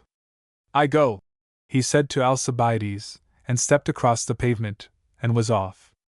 At 2 o'clock he returned to the shop, his face covered with big beads of perspiration, his hat gone and his eyes shining, and without a word, he went about the shop with his wonted air of swift-moving silence. But the next day he was off again, and the next, and Alcibiades grew accustomed to the long car slipping up and the straight, slim figure sliding into it, and taking its place and disappearing down the street. Where Achilles went on these excursions, or what he did, no one knew. Promptly at 2 each day he returned, always disheveled and alert, but wearing a look of triumph that sat strangely on the quiet Greek reserve. It could not be said that Achilles strutted as he walked, but he had an air of confidence, as if he were seeing things far ahead, that were coming to him on the long road. The boys could not make him out, and their loyalty would not let them question him. But one day Yaxus, resting on the parapet that overlooked the lake, his cart drawn a little to one side, his hat off and his face taking in the breeze, saw a strange sight. It was a wide roadway, and free of traffic, and Yaxus had turned his head and looked up and down its length. In the distance a car was coming. It was not speeding. It seemed coming on with little foolish movements, halting jerks and impatient honks. Yaxus's eye rested on it bewildered, then it broke to a smile. Father was driving. The chauffeur beside him, with folded arms and set face, had washed his hands of all responsibility, and the face of the Greek was shining. The great machine swerved and balked and ran a little way and stopped. Yaxis laughed softly. The chauffeur bent over with a word, and the thing shot off, Achilles with intent back, holding fast by both hands, his face set and shining ahead. Up and down the roadway, the thing zigzagged, back and forth, spitting a little and fizzing behind. Like a great beast it snarled and snorted and stood out and waited the lash, and came to terms, gliding at last, by a touch along the smooth road, the face of Achilles transfigured in a dream. The Acropolis floated behind him in the haze. The wings of the morning waited his coming, and his hands gripped hard on the wheel of the world. Yaxis watched the car as it flashed and floated in the sun and was gone, down the roadway, around the distant corner, out of sight, with its faint triumphant honk honk honk trailing behind. With a deep smile on his face, Yaxis wheeled his cart into the roadway and pushed briskly toward home, his mind filled with the vision of his father and the flying car. The next day, coming down the steps of a house and counting slow change, he looked up with a swift glance. Something had passed him. For a moment he had only a glimpse, something familiar, a kind of home sense. Then the figure of Achilles flashed out. The car shot round a corner. He sped to the corner and looked down the long road. No one, only 2 rows of poplars with their silvery, stirring leaves, and not a soul in sight, and respectable houses on either side watching, as if nothing had happened, or ever would. Yaxis returned to his cart, wiping the fine moisture from his forehead. Every day now, his glance traveled about him as he pushed his cart along the quieter streets where his route lay. And often at the end of long vistas, or down a side street, he caught a glimpse of the shooting car and the dark, erect figure poised forward on its seat, looking far ahead. At home, in the dusky interior, Achilles moved with sedate step, his hair combed, his slim hands busy with the smooth fruit. Yaxis, in the doorway, looked at him with curious, wistful eyes. Achilles glanced up and nodded, and the little smile on his dark face grew. He came forward. "You had good day?" he said. "Yes, father." The boy hesitated a moment, and dug his toes, and flung out his hands in quick gesture. "I see you," he said. "You go in machine." Achilles' glance flashed and grew to a deep, still smile. "You see that machine? You see me drive him? I make that machine go." His chest expanded and he moved a few free steps and paused. The boy's eyes rested on him proudly. Around them, out in the grimy street, the world hurried and scuffled and honked, and in the little back shop the father and the boy faced each other, a strange, new, proud joy around them. "I drive that machine," said Achilles softly. 25. And starts off. Achilles came to the door of the shop and looked out. A car had driven up to the sidewalk, a rough, racing machine with open sides and big wheels, and the driver, a big man in a white cap and rough linen suit, was beckoning to him with his hand. Achilles stepped across the walk and stood by the machine with quiet, waiting face. The man looked him over, a little as if he owned him. "I want some fruit," he said quickly. "Oranges, grapes, anything?" His glance ran to the fruit on the stall. "Get me something quick, and don't be all day."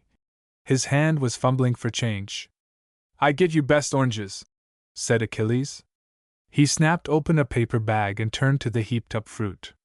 Then his eye paused. A boy was breaking through the crowd, hatless, breathless, and calling him with swift gesture. Achilles sprang forward. "What is it, Alcee?" His eye was searching the crowd, and his hand dropped to the boy's shoulder. "There they are!" gasped the boy. "There!" Achilles' eye gleamed. Down the street, a little way off, a car was wheeling out from the curb, gathering speed. Achilles' eyes flashed on it, and swept the crowd, and came back. The man in the white cap by the curb was swearing softly. He leaped with 2 steps, from the panting car to the stall and began gathering up oranges. "Here," he said. Then he wheeled, and saw the Greek fruit dealer flashing off in a car, his car. "Here, you!" he shouted. But Achilles gave no heed, and the boy, urging him on from behind, turned with swift smile. "He take your car," he said. "He need that car." But the white-capped man pounced upon him and shook him by the shoulder, watching his car that was threading fast in the crowded traffic. He dropped the boy, and his hand reached up, signaling wildly for police. A city service car sprang from the ground, it seemed. The white-capped man leaped in and they were off, honking the crowd. Heavy drays moved from before them with slow, eternal wheel. The white-caps swore softly and leaned forward and urged, and the dark, Greek head bobbed far ahead, along in the crowd, the big, gray racer gathering speed beneath. Achilles was not thinking of the pursuit, yelling behind him. He had no thoughts, only 2 eyes that held a car far in the distance, and 2 hands that gripped the wheel and drove hard, and prayed grimly. If his eye lost that car! It was turning now, far ahead, and his eye marked the place and held it, fixed. His car jolted and bumped. Men swore and made way before him, and noted the hatless head, and looked behind, and saw the police car, and yelled aloud. But no one saw him in time, and he was not stopped. He had reached the corner where the car disappeared from sight, and he leaned forward, with careful turn, peering around the corner. They were there, yes. He drove faster, and the great, ugly car lifted itself and flung forward and settled to long sliding gait. The car ahead turned again in the whirling traffic, and turned again.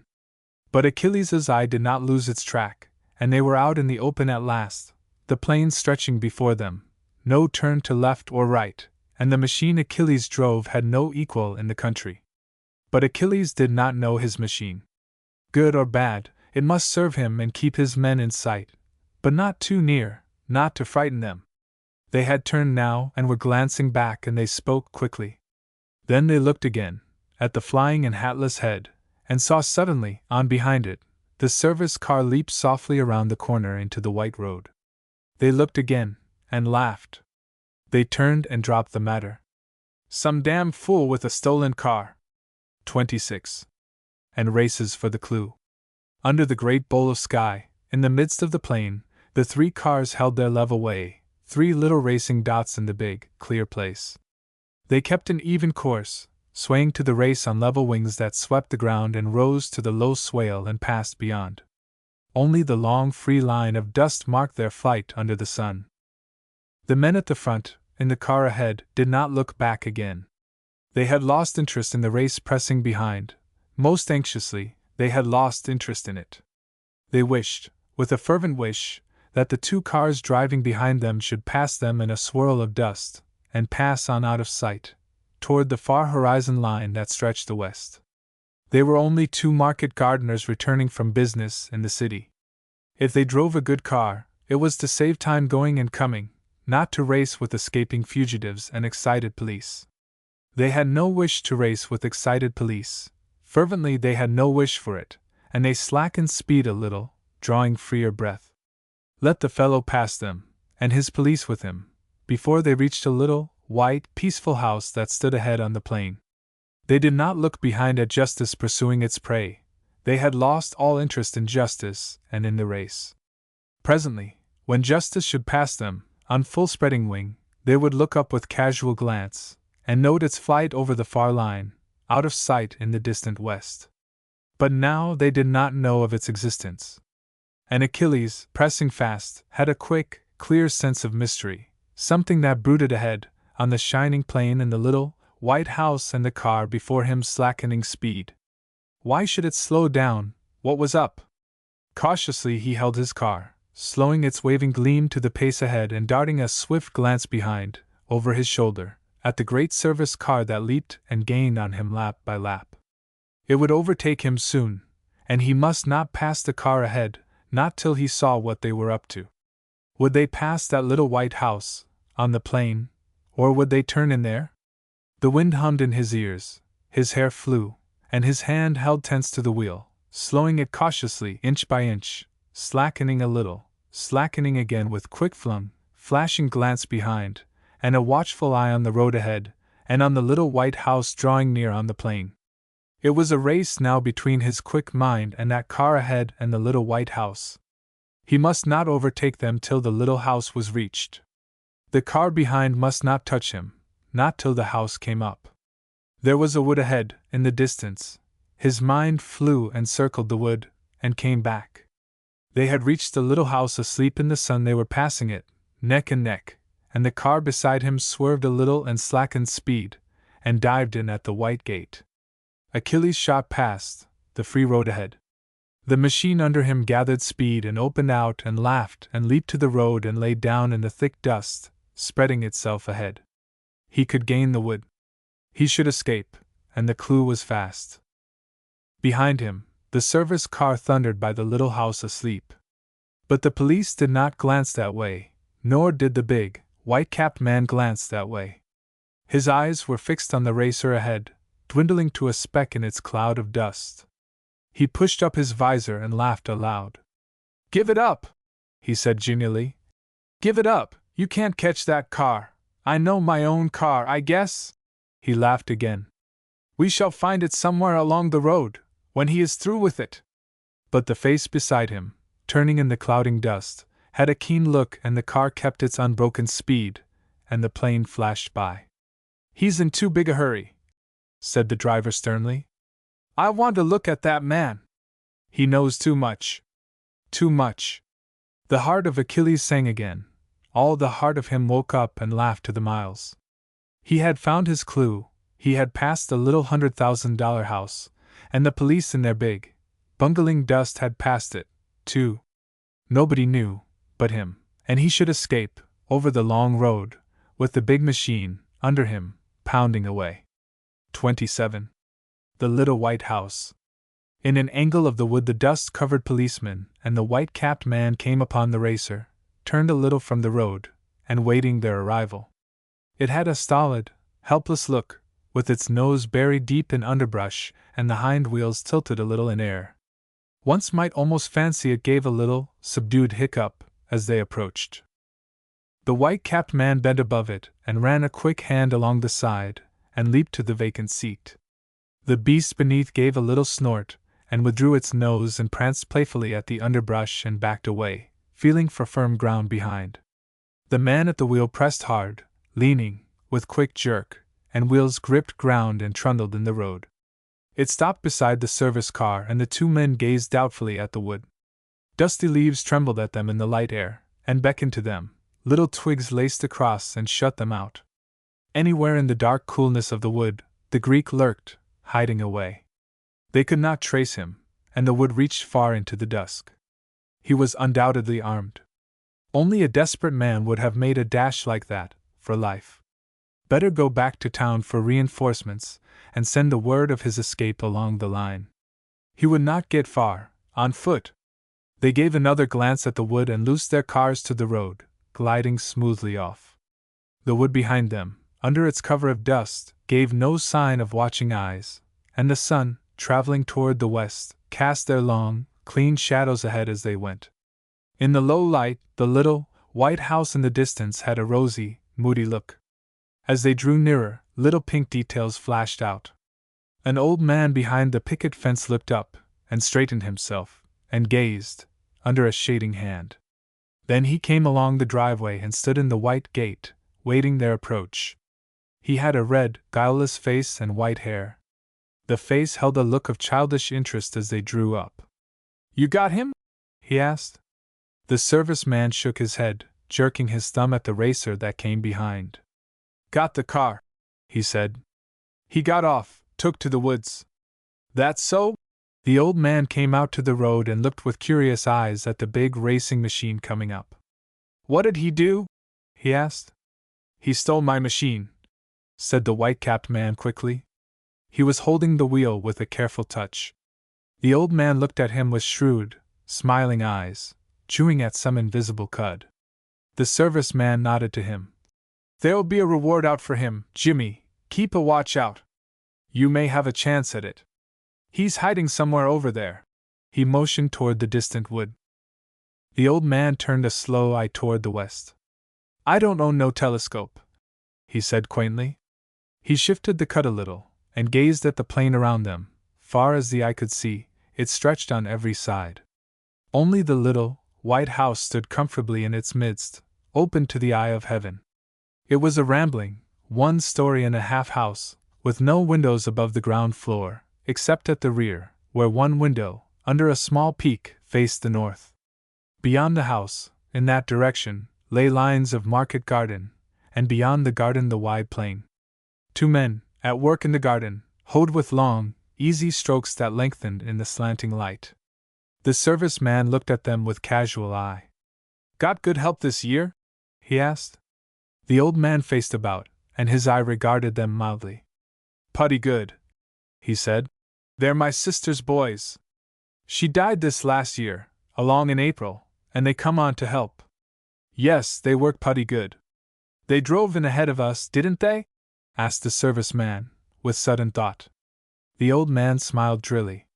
"Didn't notice you see 'em. You were so occupied." "Yes, they'd been in to sell the early potatoes. I've got a putty good crop this year, early potatoes. They went in to make a price on 'em. We'll get 75 if we take 'em in tomorrow, and they asked what to do, and I told them they'd better dig." He chuckled slowly. The service man smiled. "You keep 'em moving, don't you, Jimmy?" He glanced at the house. "Any trade? Got a license this year?" The old man shook his head. "Bone dry," he said, chewing slowly. "Them cars knocked me out." He came and stood by the racer, running his hand along it with childish touch. The service man watched him with detached smile. The old man's silly shrewdness amused him. He suspected him of a cask or two in the cellar. In the days of bicycles the old man had driven a lively trade, but with the long-reaching cars, his business dribbled away, and he had slipped back from whiskey to potatoes. He was a little disgruntled at events, and would talk socialism by the hour to anyone who would listen. But he was a harmless old soul. The service man glanced at the sun. It had dipped suddenly, and the plain grew dusky black. The distant figures hoeing against the plain were lost to sight. "Hello," said the service man quickly. "We must get on." He looked again, shrewdly, toward the old man in the dusk. "You couldn't find a drop of anything, handy, to give away, Jimmy?" he suggested. The old man tottered a slow smile at him and moved toward the house. He came back with a long-necked bottle grasped tight, and a couple of glasses that he filled in the dimness. The service man held up his glass with quick gesture. "Here's to you, Jimmy," he said, throwing back his head. "May you live long and prosper." He gulped it down. The old man's toothless smile received the empty glasses, and when the two machines had trundled away in the dimness, it stood looking after them, the deep smile of guileless, crafty old age, that suffers and waits, and clutches its morsel at last and fastens on it, without joy, and without shame. 28. Inside the little house. The two figures amid the rows of the marked garden paused, in the enveloping dusk, and leaned on their hoes, and listened. A low, peevish whistle, like the call of a nightjar on the plain, came to them. Presently the call repeated itself, 3 wavering notes, and they shouldered their hoes and moved toward the little house. The old man emerged from the gloom, coming toward them. "What was it?" asked one of the figures quickly. The old man chuckled. "Stole a racer, that's about all they knew, you got off easy." He was peering toward them. The larger of the two figures straightened itself. "I am sick of it, I tell you, my back's broke." He moved himself in the dusk, stretching out his great arms and looking about him vaguely. The old man eyed him shrewdly. "You're earning a good pile," he said. "Yes, 175 a day." The man laughed a little. The other man had not spoken. He slipped forward through the dusk. "Supper ready?" he asked. They followed him into the house, stopping in an entry to wash their hands and remove their heavy shoes.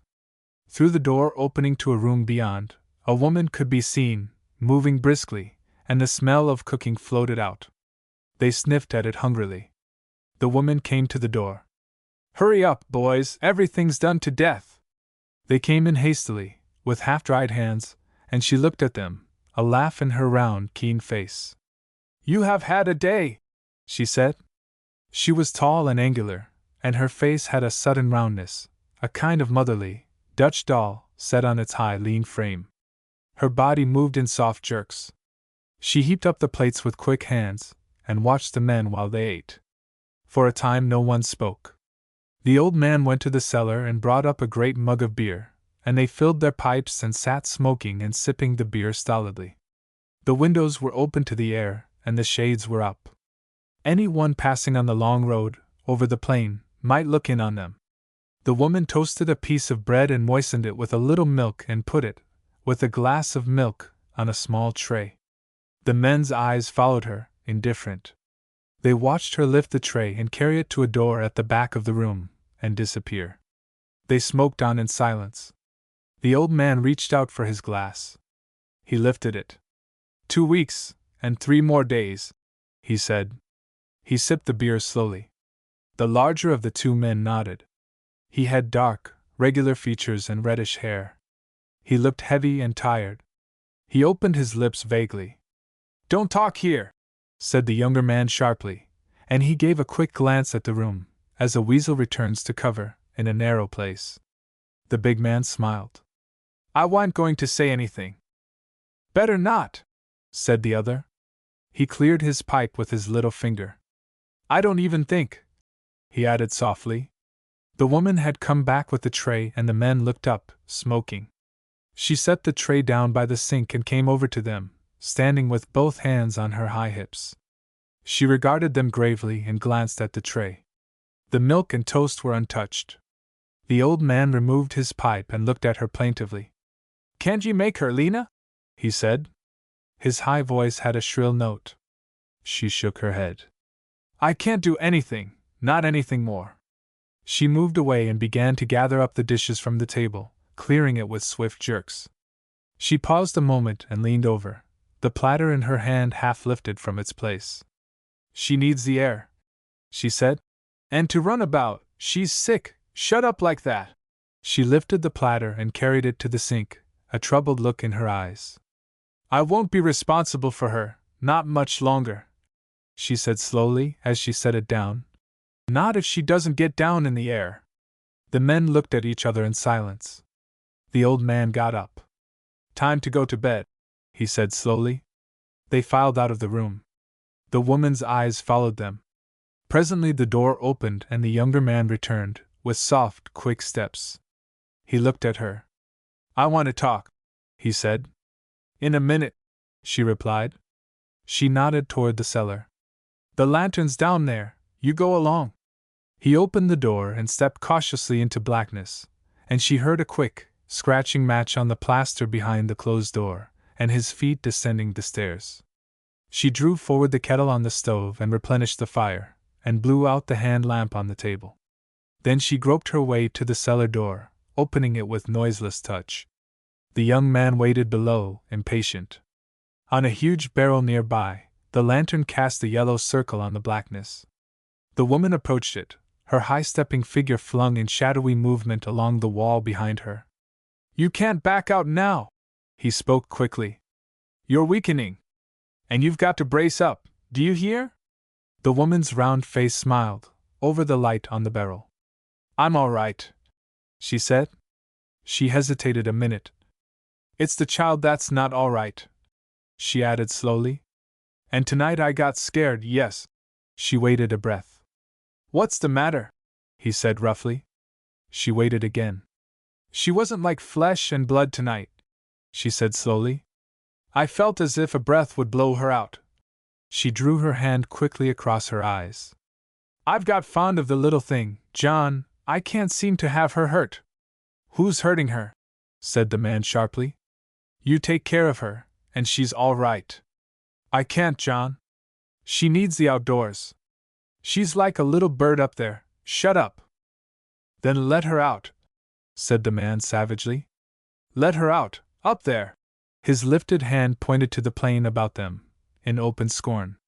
He leaned forward and spoke more persuasively, close to her ear. "We can't back out now," he said. "The child knows too much." He gave the barrel beside them a significant tap.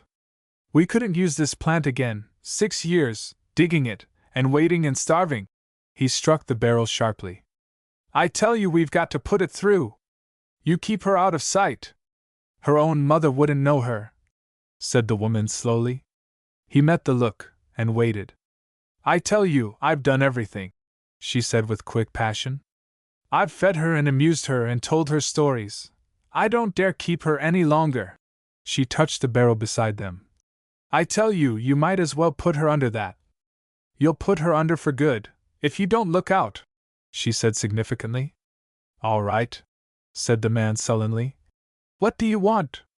She was smiling again, the round, keen smile on its high frame. "Let her breathe a bit, like a child, and run out in the sun will cure her," she added quickly. "All right, if you take the risk, $100,000, and your own daughter thrown to the devil, if we lose. You know that." "I know that, John. I want the money, more than you want it." She spoke with quick, fierce loyalty. "I'd give my life for Molly, or to keep her straight, but I can't kill a child to keep her straight, not this child, to keep her straight." Her queer, round face worked against the yellow light. He looked at it, half contemptuously, and turned to the barrel. "See if everything's all right," he said. "If we're going to take risks, we've got to be ready." The woman lifted the lantern, and he pushed against the barrel. It yielded to his weight, the upper part turning slowly on a pivot. Something inside swashed against the sides as it turned. The man bent over the hole and peered in. He stepped down cautiously, feeling with his foot and disappearing, inch by inch, into the opening. The woman held the light above him, looking down with quick, tense eyes. A hand reached up to her, out of the hole, beckoning for the lantern, and she knelt down, guiding it toward the waving fingers. A sound of something creaking, a hinge half turned, caught her breath, and she leaned forward, blowing at the lantern. She got quickly to her feet and groped for the swinging barrel, turning it swiftly over the hole. The liquid chugged softly against its side, and stopped. Her breath listened up into the darkness. The door above creaked again softly, and a shuffling foot groped at the stair. "You down there, Lena?" called an old voice. She laughed out softly, moving toward the stair. "Go to bed, father." "What you doing down there?" asked the old voice in the darkness. "Testing the barrel," said the woman. "John's gone down." She came to the foot of the stair. "You go to bed, father." "You better come to bed, all of ye," grumbled the old man. "We're coming, in a minute." She heard his hand fumble at the door, and it creaked again, softly, and closed. She groped her way back to the barrel, waiting beside it in the darkness. 29. Upstairs. When the man's head reappeared, he came up briskly. "All right?" she asked. "All right," he responded. "Did you test the other end?" "Right enough," said the man. "Safe as a church. The water barrel in the garden stuck a little, but I eased it up." He looked back into the hole as he stepped out. "Too bad we had to take her down," he said regretfully. "The police might have stopped," said the woman. "You couldn't tell." They swung the barrel in place, and blew out the lantern, and the man ascended the stair. After a few minutes the woman came up. The kitchen was empty. The fire burning briskly cast a line of light beneath the hearth, and on the top of the stove the kettle hummed quietly. She lighted a lamp and lifted the kettle, filling her dishpan with soft steam. Any one peering in at the open window would have seen only a tall woman, with high shoulders, bending above her cloud of steam and washing dishes, with a quiet, round face absorbed in thought. When she had finished at the sink and tidied the room, she took the lamp and went into the small hall at the rear, and mounted the steep stairs. At the top she paused and fitted a key and entered a low room. She put down the lamp and crossed to the door on the other side, and listened. The sound of low breathing came lightly to her, and her face relaxed. She came back to the bureau, looking down thoughtfully at the coarse towel that covered it, and the brush and comb and tray of matches. There was nothing else on the bureau. But on a little bracket at the side the picture of a young girl, with loose, full lips and bright eyes, looked out from a great halo of pompadour, with the half-wistful look of youth. The mother's eyes returned to the picture, and her keen face softened. She must save Molly, and the child in the next room. She must save them both. She listened to the child again, breathing beyond the open door. She looked again at the picture, with hungry eyes.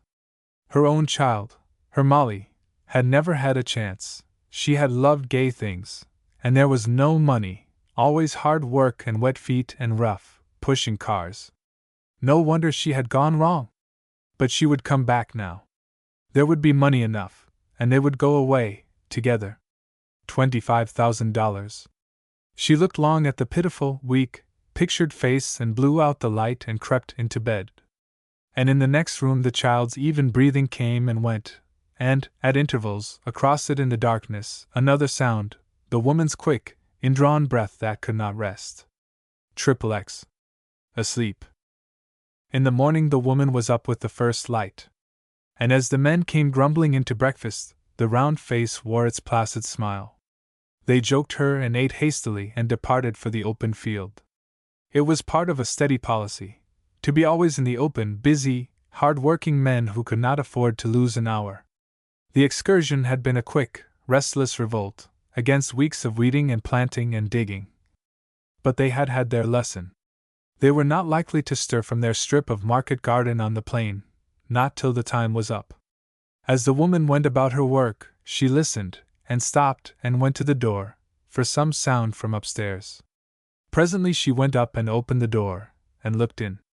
The child lay with one hand thrown above her head, a drawn look in the softly arched brow and half-parted lips.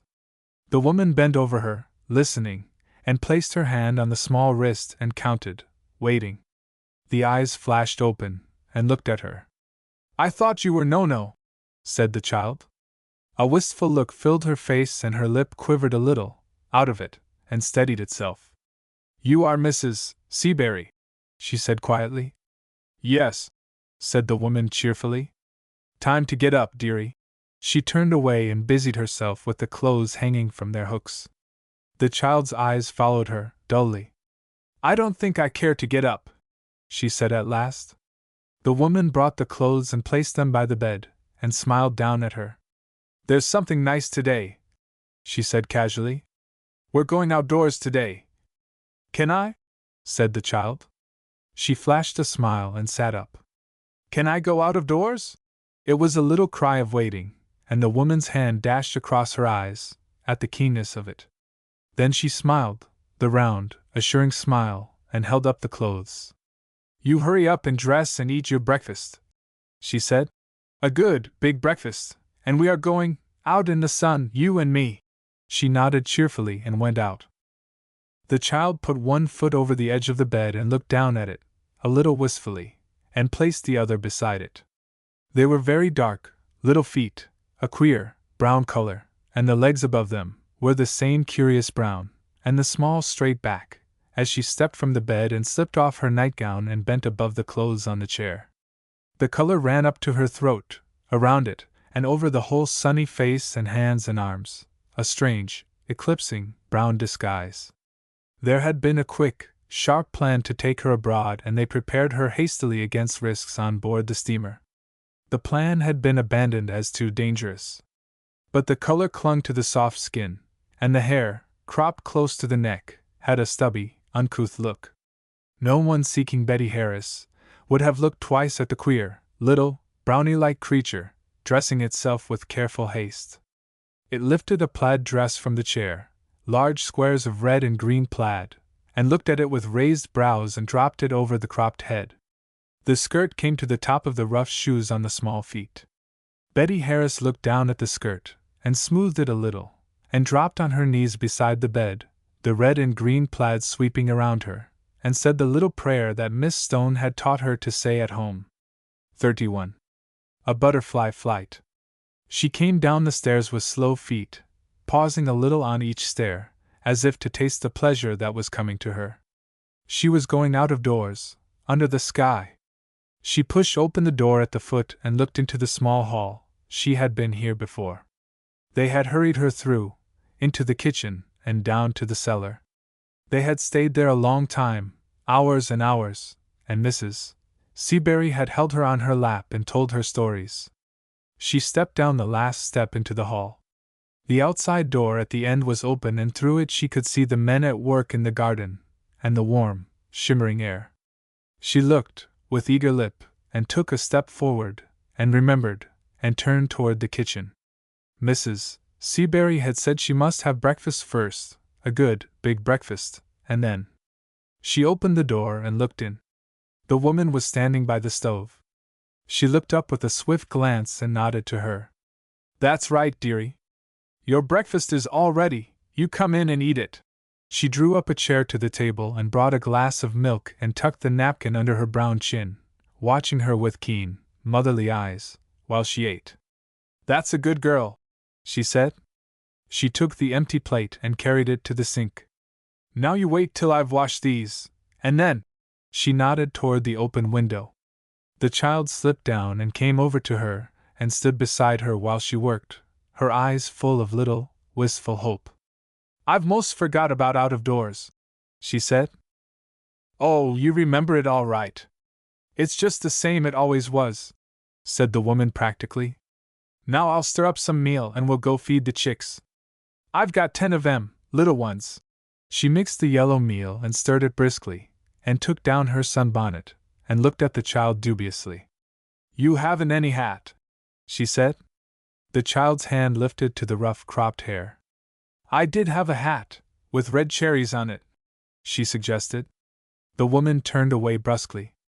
"That's gone, with your other things. I'll have to tie a handkerchief on you."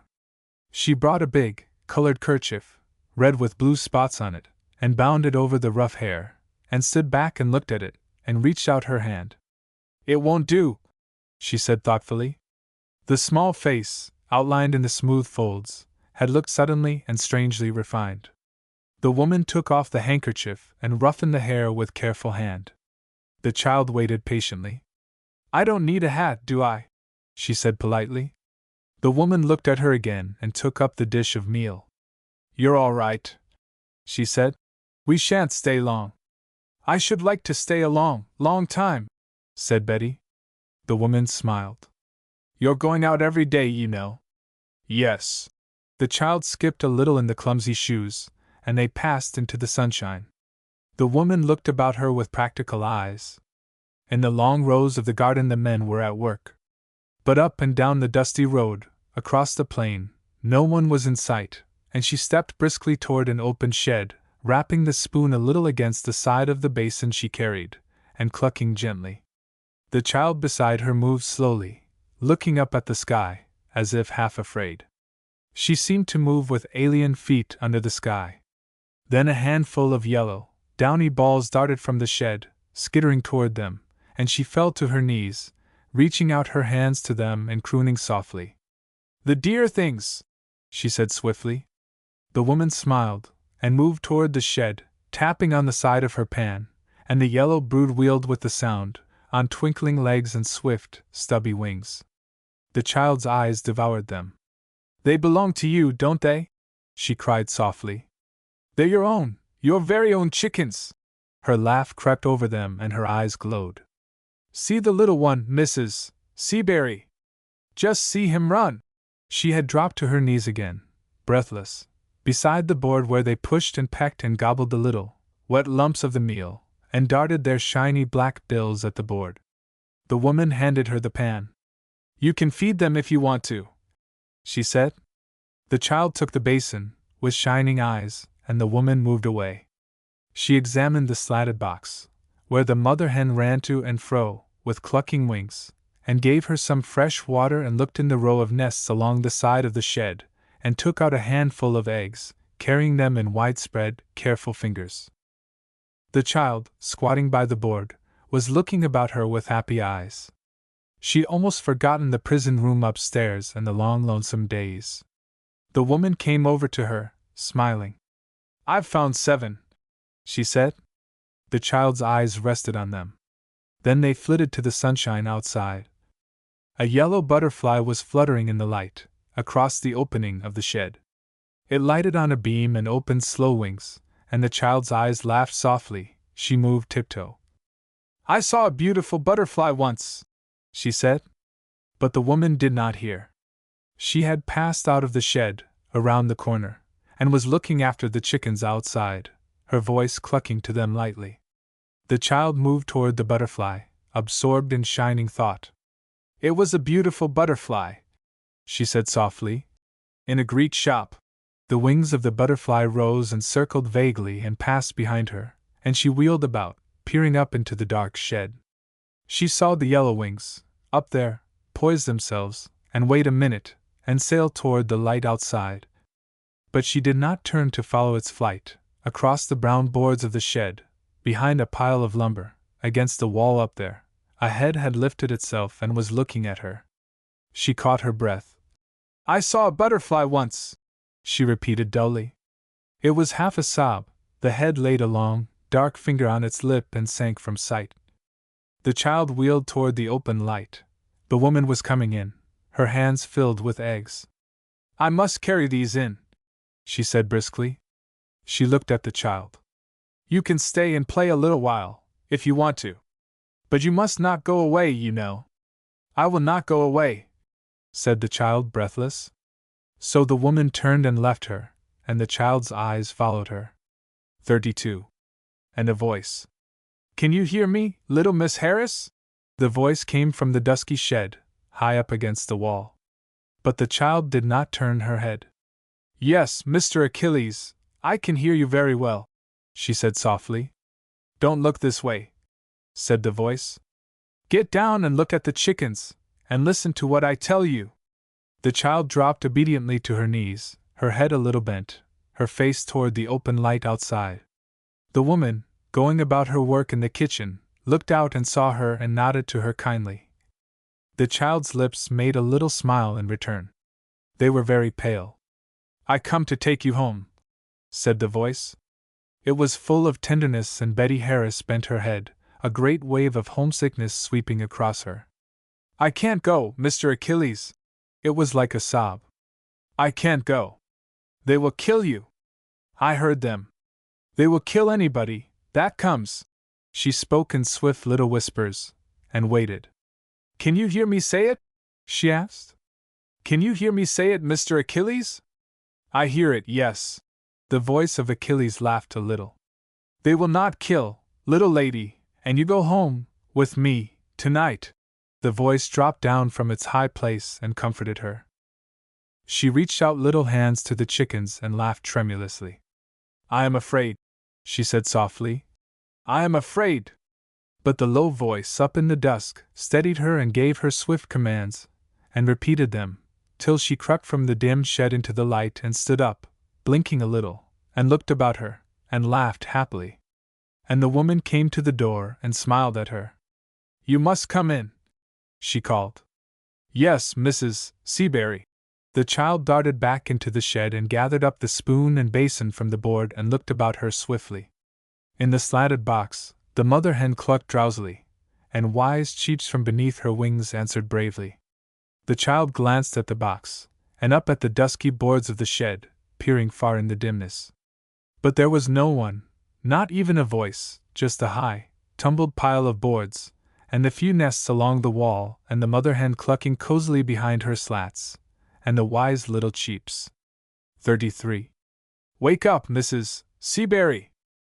The child lay with her hands clasped, breathing lightly. The sound of voices came drowsily from the kitchen. She must not go to sleep. She sat up and leaned toward the little window that looked out to the north. Through the blackness the stars twinkled mistily, and she put her foot carefully over the edge of the bed and slipped down. The window was open, as far as the small sash allowed, and a warm, faint breeze came across the plain to her. She leaned against the sill, looking out. It was not far to the ground, but she could see only vague blackness down there, and she looked again up to the twinkling stars. There were little points of light up there, and she looked up trustfully while the warm wind blew against her. Her heart was beating very hard and fast, but she was not afraid. Mr. Achilles had said not to be afraid, and he was waiting, down there in the blackness, to take her home. She crept back to bed and lay down, very still. In the room below there was a scraping of chairs and louder words, and footsteps. Someone had opened the door under her window, and the smell of tobacco came up. Her little nose disdained it, and listened, alert. Footsteps went out into the night, and moved a little away on the gravel and came back, and the door closed. She could hear the bolt click to its place, and the footsteps shuffle along the hall. The voices below had ceased and the house was still. She was very sleepy now. But he had said, Mr. Achilles had said. She winked briskly and gave herself a little pinch under the clothes, and sat up. It was a sharp little pinch, through many thicknesses of clothes. Under the coarse nightgown buttoned carefully to the throat, she was still wearing the red and green plaids and all her day clothes. Only the clumsy shoes, slipped off, stood by the bed, waiting for her. Her hand reached down to them cautiously, and felt them, and she lay down and closed her eyes. There was a step on the stairs, coming slowly. Betty Harris grew very still. If Mrs. Seabury came in and stood and looked at her, she must cry out, and throw her arms around her neck, and tell her everything. She could not hurt Mrs. Seabury. Mr. Achilles had said they would not hurt her. She had asked him that 3 times herself, and Mr. Achilles had said it. No one should hurt Mrs. Seabury if Betty went away. She held her breath. The footsteps had come across the room, to her door. They waited there, then they moved on, and she drew a free breath. Her heart thumped to the vague movements that came and went in the next room. They pottered about a little, and finally ceased, and a light, indrawn breath blew out the lamp. A hand was groping for the handle of her door, and opening it softly, and the bare feet moved away. The bed springs in the next room creaked a little and everything was still. Betty Harris had a quick sense of pain. Mrs. Seabury was kind to her. She had been so kind that first day, when they brought her in out of the hot sun, and she had stumbled on the stairs and sobbed out. Mrs. Seabury had picked her up and carried her up the stairs and comforted her, and told her what it meant, these strange harsh men seizing her in the open sunshine, as they swept past, covering her mouth with hard hands and hurrying her out of the city to this stifling place. She loved Mrs. Seabury. Perhaps they would put her in prison, and never let her out, and Molly would not get well. The child gave a little, quick sob, in her thought, and lay very still. Molly had been good once, and wicked men had hurt her, and now her mother could not help her. But Mr. Achilles said yes, he said it, no one should hurt her. And with the thought of the Greek she lay in the darkness, listening to the sounds of the night. There was a long, light call somewhere across the plain, a train of heavy Pullmans pushing through the night. The sound came to the child like a whiff of breath, and passed away, and the crickets chirped, high and shrill. In the next room, the breathing grew loud, and louder, in long, even beats. Mrs. Seabury was asleep. Betty Harris sat up in bed, her little hands clenched fast at her side. Then she lay down again, and waited, and the breathing in the next room grew loud, and regular, and full. Mrs. Seabury was very tired. And Betty Harris listened, and slipped down from the bed, and groped for her shoes, and lifted them like a breath, and stepped high across the floor, in the dim room. It was a slow flight, tuned to the long-drawn, falling breath of the sleeper, that did not break by a note, not even when the brown hand released the latch and a little, sharp click fell on the air. "Wake up, Mrs. Seabury! Wake up, for Molly's sake, wake up!" the latch said. But the sleeper did not stir, only the long, regular, dream-filled, droning sleep. And the child crept down the stair, across the kitchen and reached the other door. She was not afraid now. One more door! The men would not hear her, they were asleep. Mrs. Seabury was asleep, and her fingers turned the key softly and groped to the bolt above, and pushed at it, hard, and fell back, and groped for it again, and tugged. Little beads of sweat were coming on the brown forehead. She drew the back of her hands swiftly across them and reached again to the bolt. It was too high, she could reach it, but not to push. She felt for a chair, in the darkness, and lifted it, without a sound, and carried it to the door and climbed up. There was a great lump in her throat now.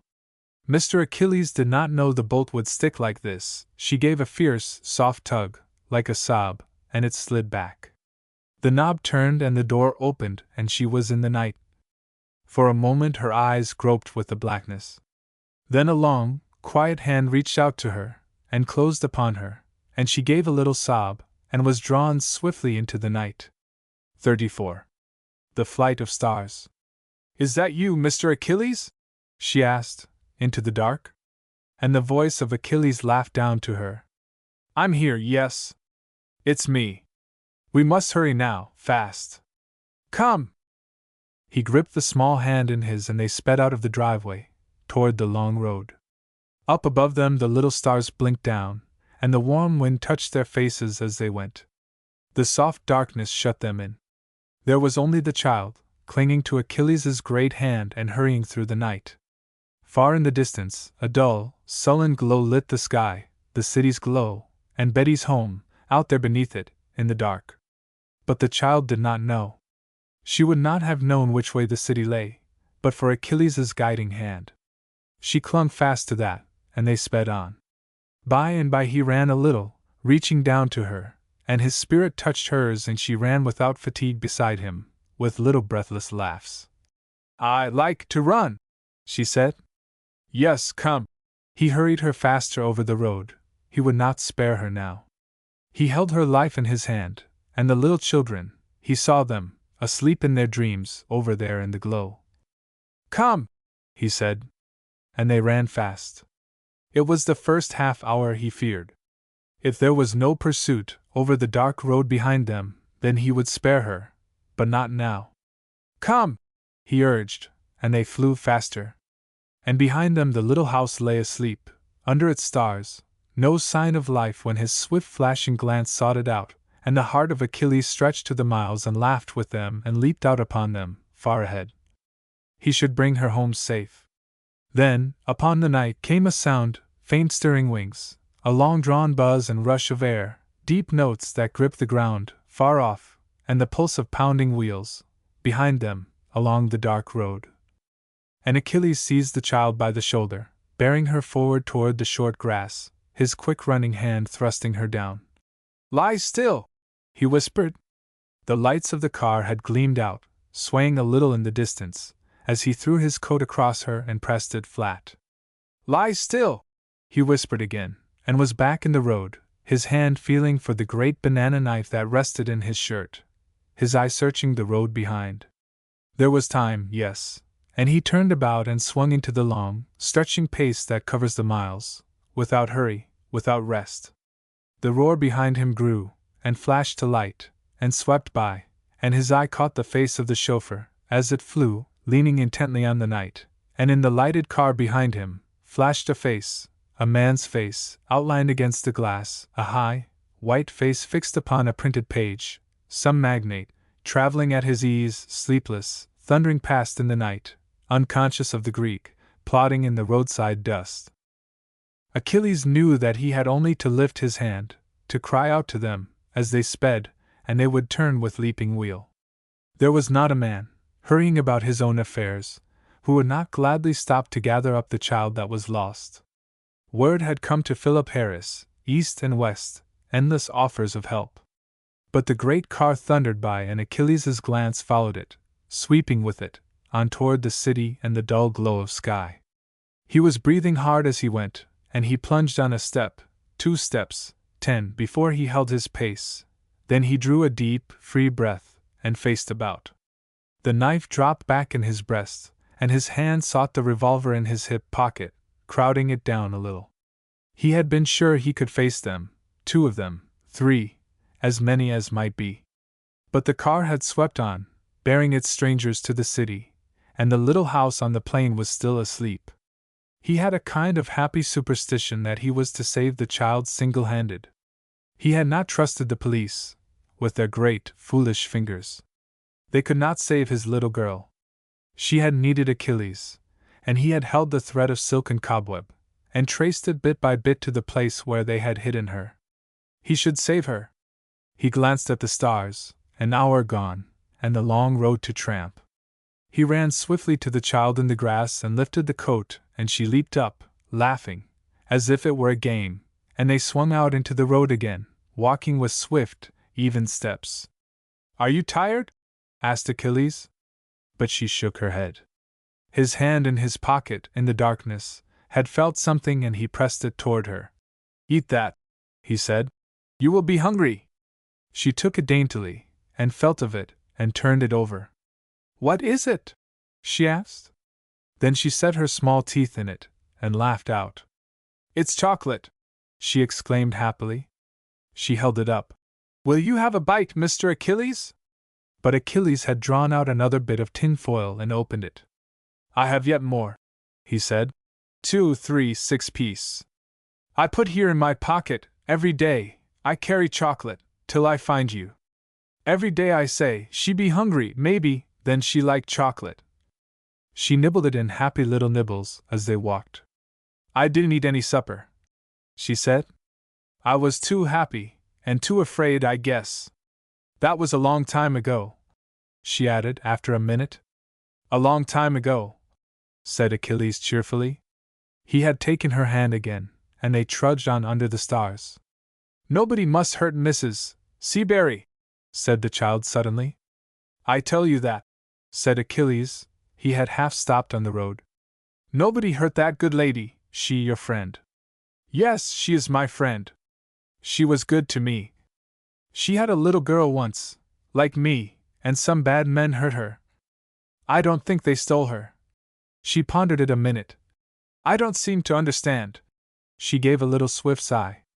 But Mrs. Seabury is going to take her a long, long way off, and keep her always. Achilles nodded. We help her do that, he said. They don't hurt that good lady. His eyes were on the stars, and he lifted his face a little, breathing in the freshness. A swift star shot across the sky, falling to earth, and he pointed with eager finger. The child looked up and caught the falling flash, and they ran a little, as if to follow the leaping of their hearts. Then they went more slowly, and Achilles' long finger traced the heavens for her, the Greek gods up there in their swinging orbits, the warm, August night of the world. Betty Harris had never known the stars like this. Safe from her window, she had seen them twinkle out. But here they swept about her, and the plain reached wide, and close, in the darkness, a hand held her safe, and the long finger of Achilles touched the stars and drew them down for her, Orion there, marching with his mighty belt, and Mars red gleaming. The long, white plume of the Milky Way, trailing soft glory on the sky, and the Great Bear to the north. The names filled her ears with a mighty din: Calliope, Venus, Uranus, Mercury, Mars, and the shining hosts of heaven passed by. Far beyond them, mysterious other worlds gleamed and glimmered, without name. And the heart of the child reached to them, and traveled through the vast arches of space, with her dusty little feet on the wide plain, and a hand holding hers, safe and warm down there in the darkness. Her eyes dropped from the stars, and she trudged on. When Achilles spoke again, he was telling her of Alcibiades and Yaxus, and of the long days of waiting and the happiness their coming would bring, and of her father and mother, asleep at Idlewood, and the great house on the lake, ready always, night and day, for her coming. Do they know, she asked quickly, that we are coming? Nobody knows, said Achilles, except you and me. She laughed out, under the stars, and stood still. We shall surprise them, she said. Yes, come. They pressed on. Far ahead, foolish little stars had glimmered out, close to the ground, the fingers of the city, stretching toward the plain. Her glance ran to them. We're getting somewhere? She said swiftly. We're getting home. Her hand squeezed his, swinging it a little. Not yet, said Achilles. Not yet, but we shall take the car there. You need not walk any more. She was very quiet, and he leaned toward her anxiously. You are not tired? He asked. No, Mr. Achilles, I don't think I'm tired. She held the words slowly. I just thought we'd go on forever, walking like this. She looked up and swept her small hand toward the stars. I thought it was a dream, she said softly. Like the other dreams. He felt a little, quick throb run through her, and he bent again and his fingers touched her cheek. I am not crying, Mr. Achilles, she said firmly. I only just. There was a little, choking sound and her face had buried itself in his sleeve. And Achilles bent to her with tender gesture. Then he lifted his head and listened. There was another sound, on the plain, mingling with the sobs that swept across the child's frame. He touched her quietly. Someone is coming, he said. She lifted her face, holding her breath with quick lip. The sound creaked to them, and muffled itself, and spread across the plain, and came again in a regular rhythm that grew to the slow beat of hoofs coming upon the road. Achilles listened back to the sound and waited a minute. Then he covered the child, as before, with his coat and turned back, walking along the road to meet the sound. It creaked toward him and loomed through the light of the stars, a great market wagon loaded with produce, the driver leaning forward on the seat with loose rein, half asleep. Suddenly he lifted his head and tightened rein, peering forward through the dark at the figure down there in the road. Achilles held his way.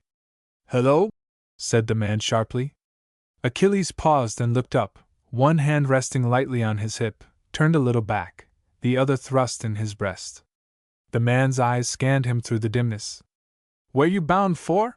he asked curtly. "I walk," said Achilles. "Want a job?" asked the man. "You got job for me?" asked Achilles. His voice had all the guileless caution of the foreigner astray in a free land. The man moved along on the seat. "Jump up," he said. Achilles looked back and forth along the road. "I think I go long," he said slowly. The man gave an impatient sound in his throat and clicked to the horses. The heavy wagon creaked into motion, and caught its rhythm and rumbled on. Achilles' ears followed it with deepest caution. The creaking mass of sound had passed the flat-spread coat without stop, and gathered itself away into a slow rumble, and passed on in the blurring dark. Beyond it, the little, low lights still twinkled and the suburb waited with its trailing cars. But when he lifted the coat she had fallen asleep, her face resting on her arm, and he bent to it tenderly, and listened. 35. And clanging cars. He looked up into the darkness and waited. He would let her sleep a minute, there was little danger now. The city waited, over there, with its low lights, and the friendly night shut them in. Before the morning dawned he should bring her home, safe home. A kind of simple pride held him, and his heart leaped a little to the stars and sang with them, as he squatted in the low grass, keeping guard. Presently he leaned and touched her. She started with a shiver and sprang up, rubbing her eyes and crying out. "I had a dream," she said softly. "A beautiful dream!" Then her eyes caught the stars and blinked to them, through dusty sleep, and she turned to him with swift cry. "You're here!" she said. "It's not a dream! It's you!" And Achilles laughed out. "We're going home," he said, "when you're rested a little." "But I'm rested now!" she cried. "Come!" She sprang to her feet, and they journeyed again, through the night. About them, the plain breathed deep sleeping power, and the long road stretched from the west to the east and brought them home. Each step, the city lights grew larger, and sparkled more, and spread apart farther, and a low rumble came creeping on the plain, jarring with swift jolts, the clang of cars and lifting life, and in the distance, a line of light ran fire swiftly on the air, and darted, red and green, and trailed again in fire, and Achilles' finger pointed to it. "That fire will take us home," he said. The child's eye followed the flashing cars, and she smiled out. The first light of the city's rim touched her face. "Just a little farther," said Achilles. "But I am not tired," said the child, and she ran a little, beside him, on the stone pavement, her small shoes clumping happily. Achilles lifted a swift hand to a waiting car. The car clanged its gong, impatient. A big conductor reached down his hand to the child. The bell clanged again and they were off. "Clang, clang, clear the track!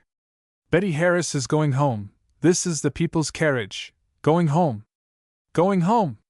Clear the track, clang, clang!" Through the blinking city streets they rode.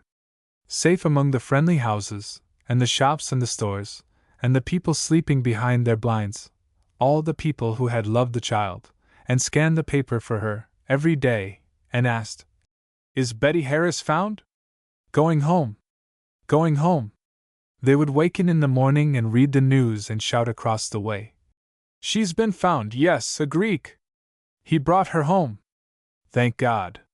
She's found!" And little Betty Harris, leaning against the great shoulder beside her, nodded in the car, and dreamed little dreams and looked about her hazily. The conductor came and stood in front of them with extended hand, and rang the fares, and cast an indifferent, kindly glance at the Greek and his child traveling by night. He did not guess the scoop that his 2 little nickels rang out. The child with roughened hair and clumsy, hanging shoes was nothing to him, nor to the policeman that boarded the car at the next corner and ran his eye down its empty length to the Greek, sitting erect, with the child sleeping beside him, her dark, tousled head against his arm. The conductor came again, and touched Achilles on the shoulder and bent to him. "You change here," he said. He was pointing to a car across the square. "You take that," he said. "You understand?" He shouted a little, because the man was a foreigner, and dark, but his tone was friendly. And Achilles got to his feet, guiding the sleepy child down the rib-floored car that shook beneath them. And the conductor and policeman watched the 2 figures vanish through the door, and smiled to each other, a friendly smile at foreign folks, who travel in strange ways, and go among us with eager, intent faces fixed on some shining goal we cannot see, with the patience of the centuries leaning down to them, and watching them. 36. The telephone again. In the middle of the square, Achilles stopped. A lighted sign had caught his eye. He hurried the child across the blur of tracks to the sign, and opened a door softly. A sleepy exchange girl looked up and waited while Achilles' dark fingers searched the page and turned to her. "Main 447. She drawled sleepily after him. "Go in there, number 4. Achilles, with the child's hand in his, entered the booth and closed the door. Little noises clicked about them, queer meanings whispered, and waited, and moved off. The whole night life of the great city stirred in the little cage. "Go ahead, 4! Called the girl lazily. Achilles lifted the black tube. The child beside him pressed close, her eyes fixed on the tube.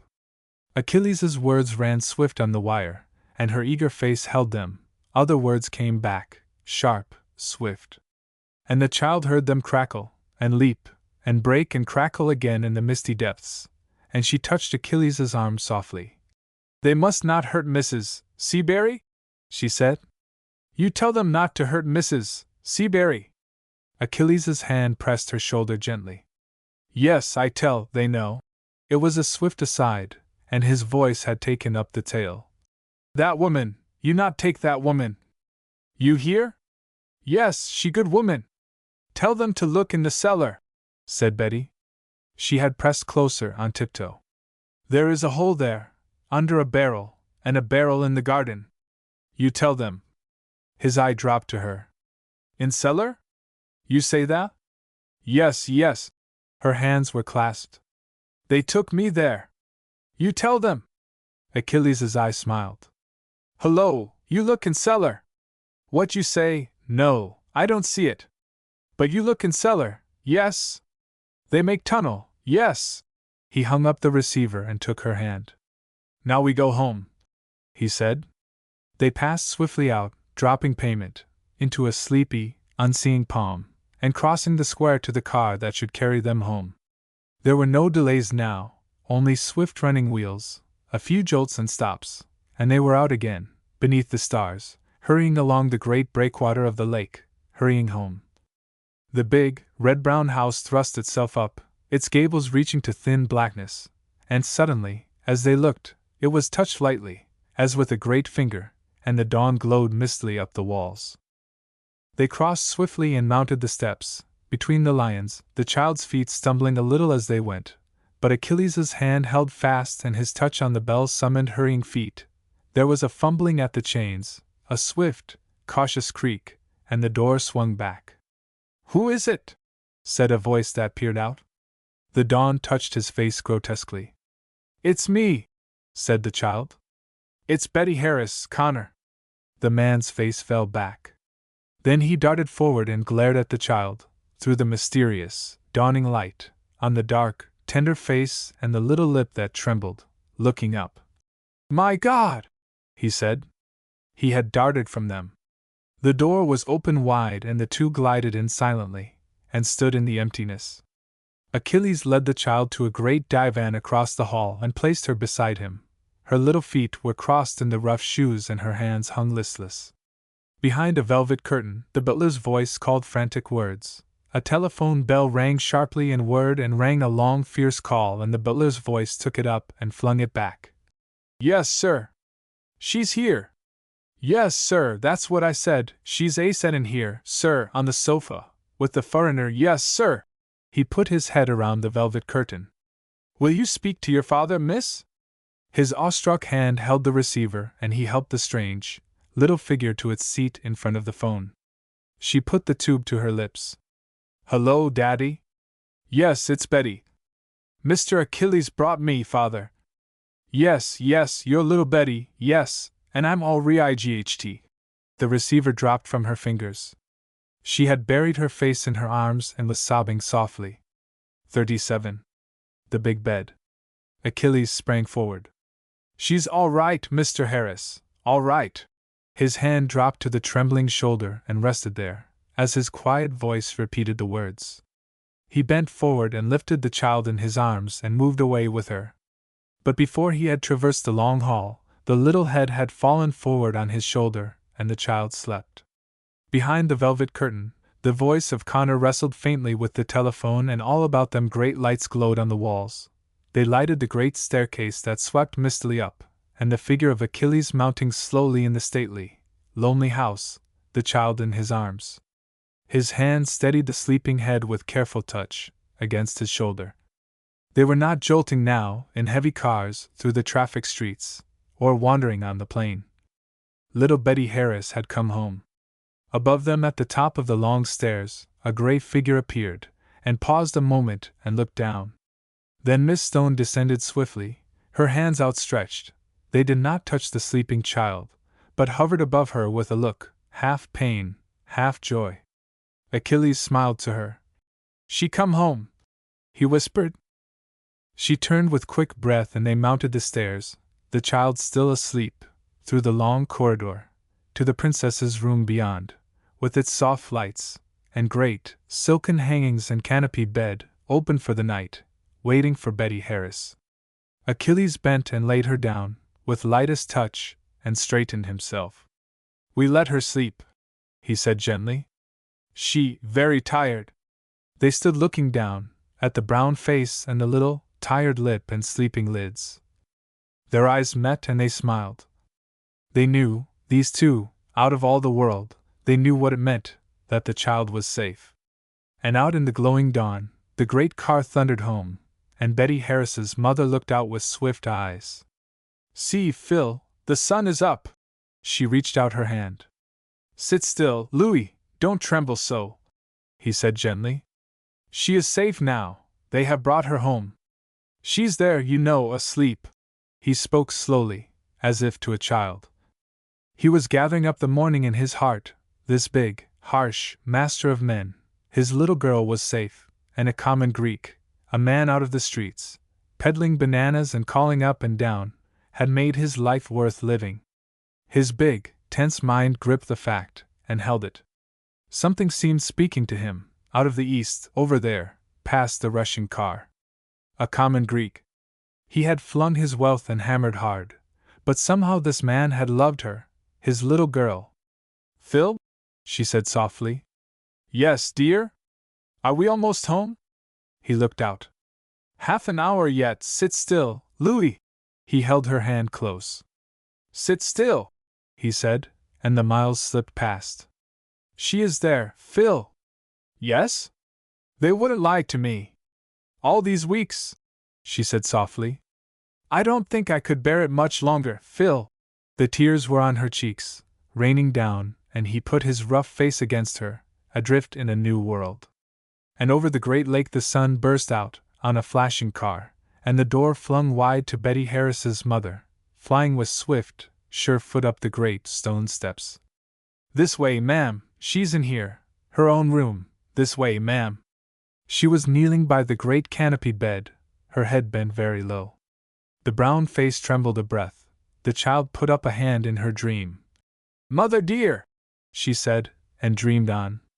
The end.